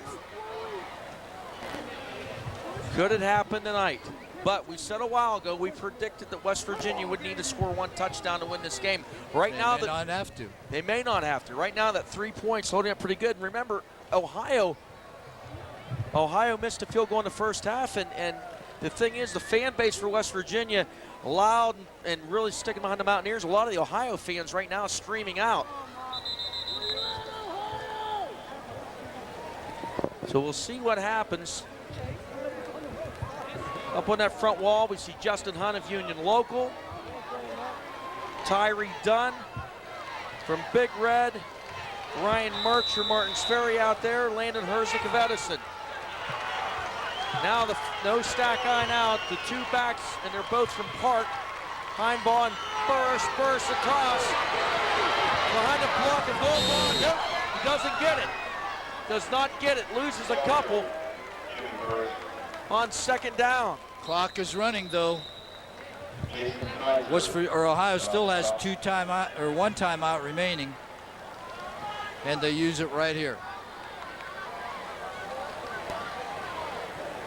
It's 3rd down. See if West Virginia decides to keep it on the ground, try to eat up time off the clock. That's the last timeout for Ohio. So if they run the ball, Ohio cannot stop the clock. They can run off 30, 35 seconds off of the clock and then punt the ball away. So we'll see what's going to happen here and how Coach Batton decides to play it. 3rd and 13 on the 41. We're going to put our field mic into the West Virginia huddle. You go split left, you go split right. Hey, listen to me. Split left, split right. Tommy, stick. We're in stick. No tight ends. Tight ends are out. Split right, split left. Hey, listen. Belly left, stick left, belly left. Run the ball, right. Hold on to it, Come on, Trey. Sammy Heinbaugh going to get the football. Number 32. Defense, get ready! So the stack eye, and they had the last time they ran into Heinbaugh out of this, they had a nice gainer off this near side. Here it comes again, not this time. And the initial stick, the initial penetration from Ohio, Jordan Traylinek out of Bellaire. Sam Heinbaugh. Oh, let's see. Blocker return. Ryan Zann also in there from Martins Ferry, the linebacker, doing a good job of stacking that up. 4th and 13 now. West Virginia had the one big punt, but they've had a lot of trouble with the punting game earlier, except for the one. They may even take a delay of game penalty here, Don. It's 14 seconds on a 25-second. Boougard, the lone D-crack. Boougard is all right. He's back into the game to return this punt. Matt Deal, set the punt. They're going to take a delay game. Oh, they called timeout with about 1 second left on a 25-second clock, so they get a new 25 seconds. And they don't give up the yardage. And they don't give up the yardage.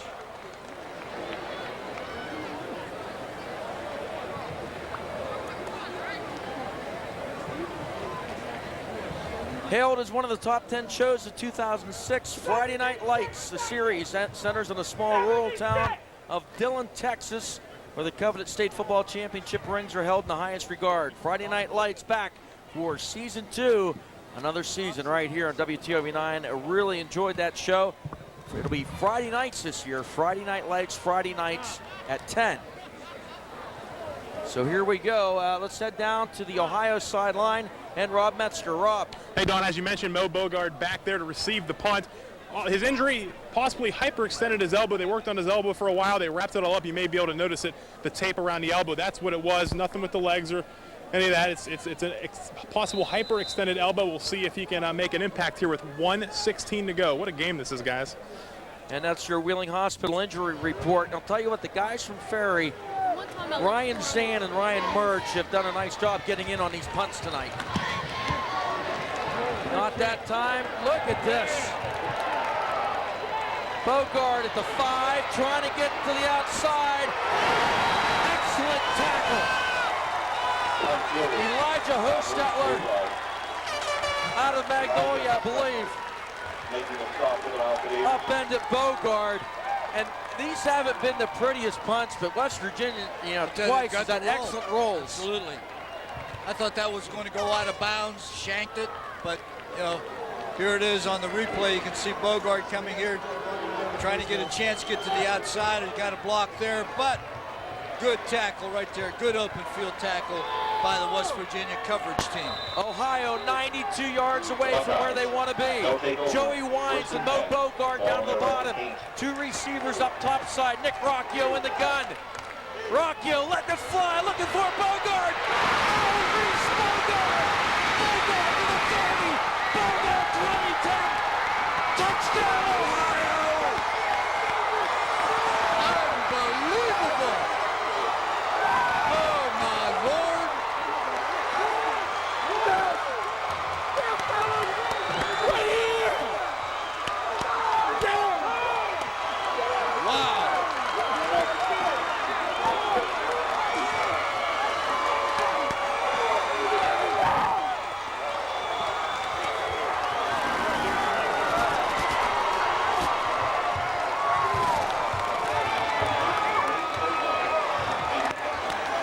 Maurice Boougard, 100 and 200 meter state track champ.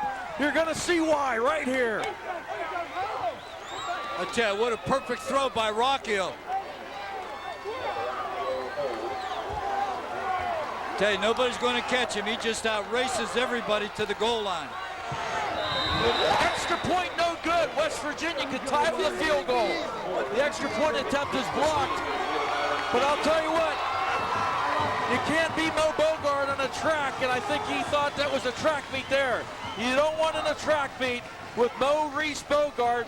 I'll tell you what, hopefully Rob Metzger can track him down. And Rocchio, what touch by Nick Rocchio. I'll tell you, Rocchio's looking at him all the way. He's not looking at anybody else. Right there, perfect throw. He beat Jordan Tafflin down the sideline.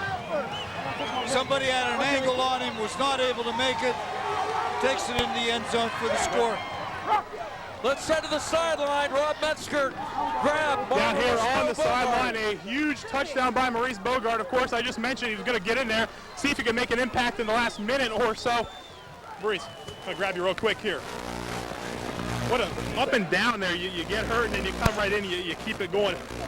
Talk about the emotions the last couple minutes. Oh, it's up and down. It's up and down. The whole it's been like that the whole time. We're just trying to come out here and come through with this victory. I told Rocchio, I'm burning the corners every time. I told him to just throw it up, and that's what he did, and I caught it, and we scored. All right. Thanks a lot, Maurice. Congratulations. I don't know if you called him Mo or Maurice or Maurice, whatever it was. I'm sure it worked. What a big play by Steubenville Big Red's Maurice Boougard. Back to you guys. 6-3 game. We'll see if West Virginia can answer with 52 seconds.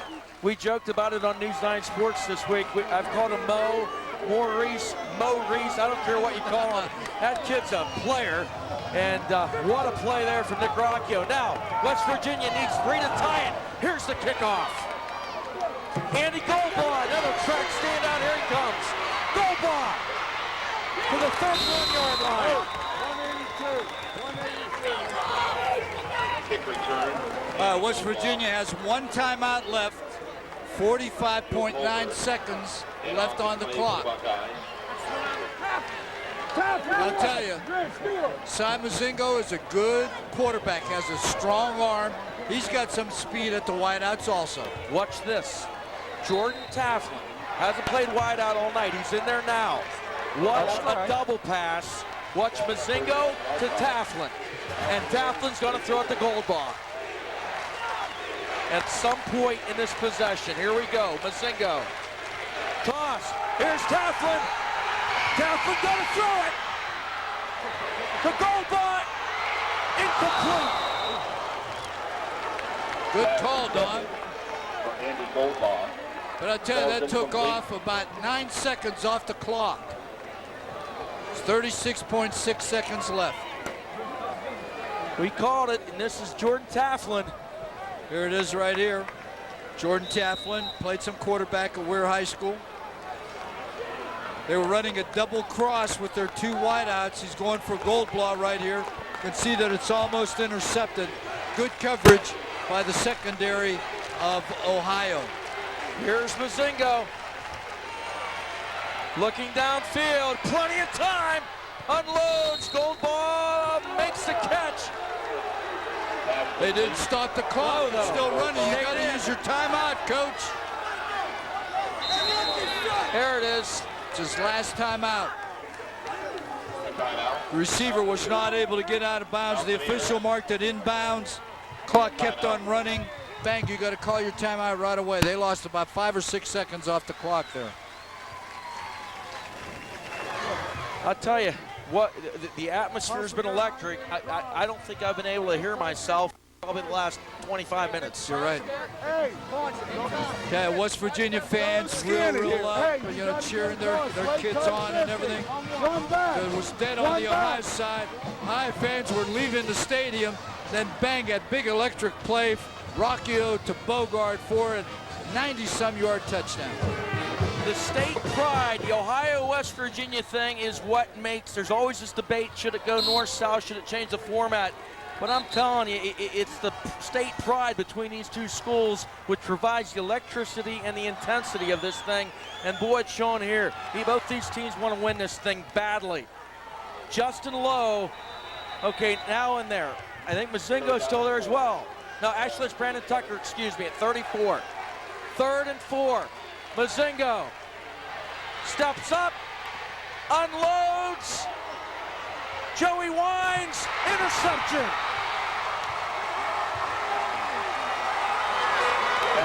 And that'll do it.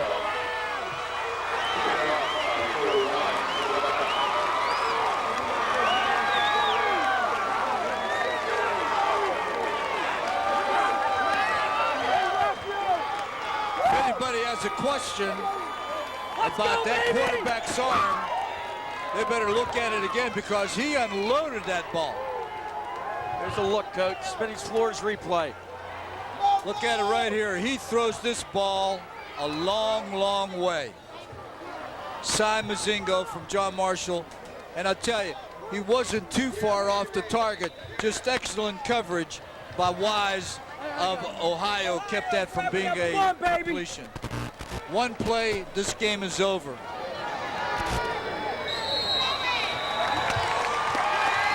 That'll do it.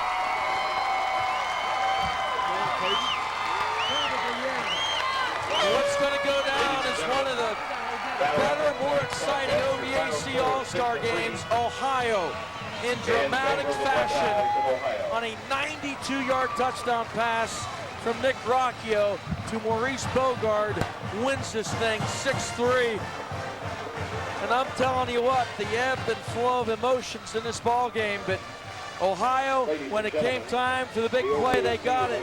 And I'm telling you, West Virginia, a hard-fought, excellent, gutty effort by West Virginia.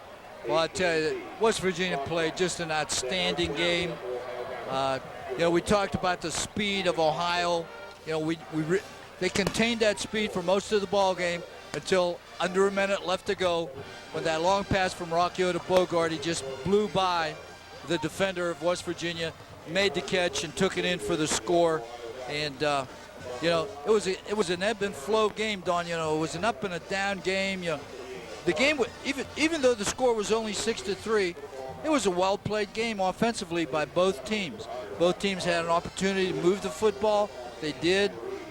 Ohio maybe moved it a little bit better than West Virginia did.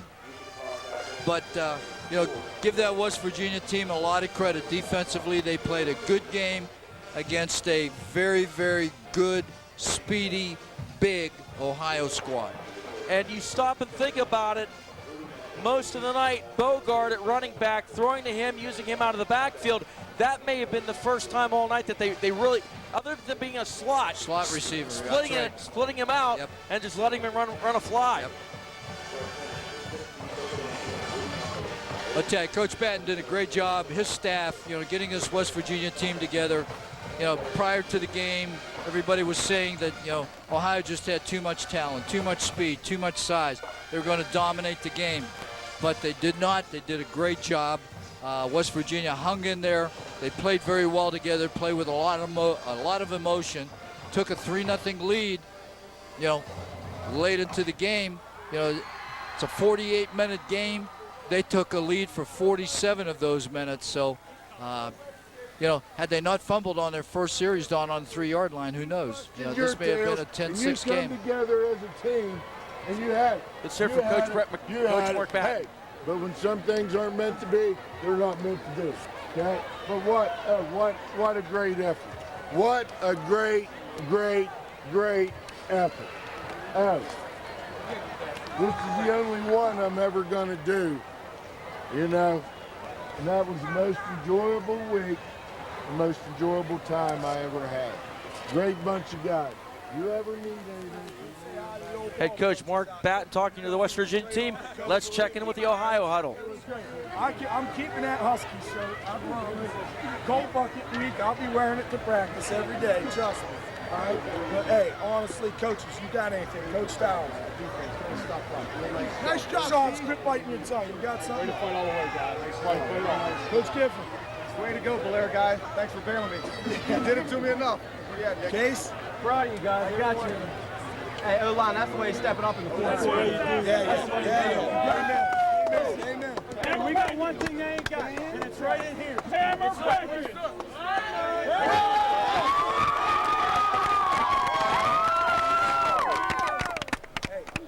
All you got to do is turn your pants in. Enjoy it, enjoy it, enjoy it. If you won, stick around, have some fun. Great job. Let's break it down. Break it down. Break it down. Break it down. Come on.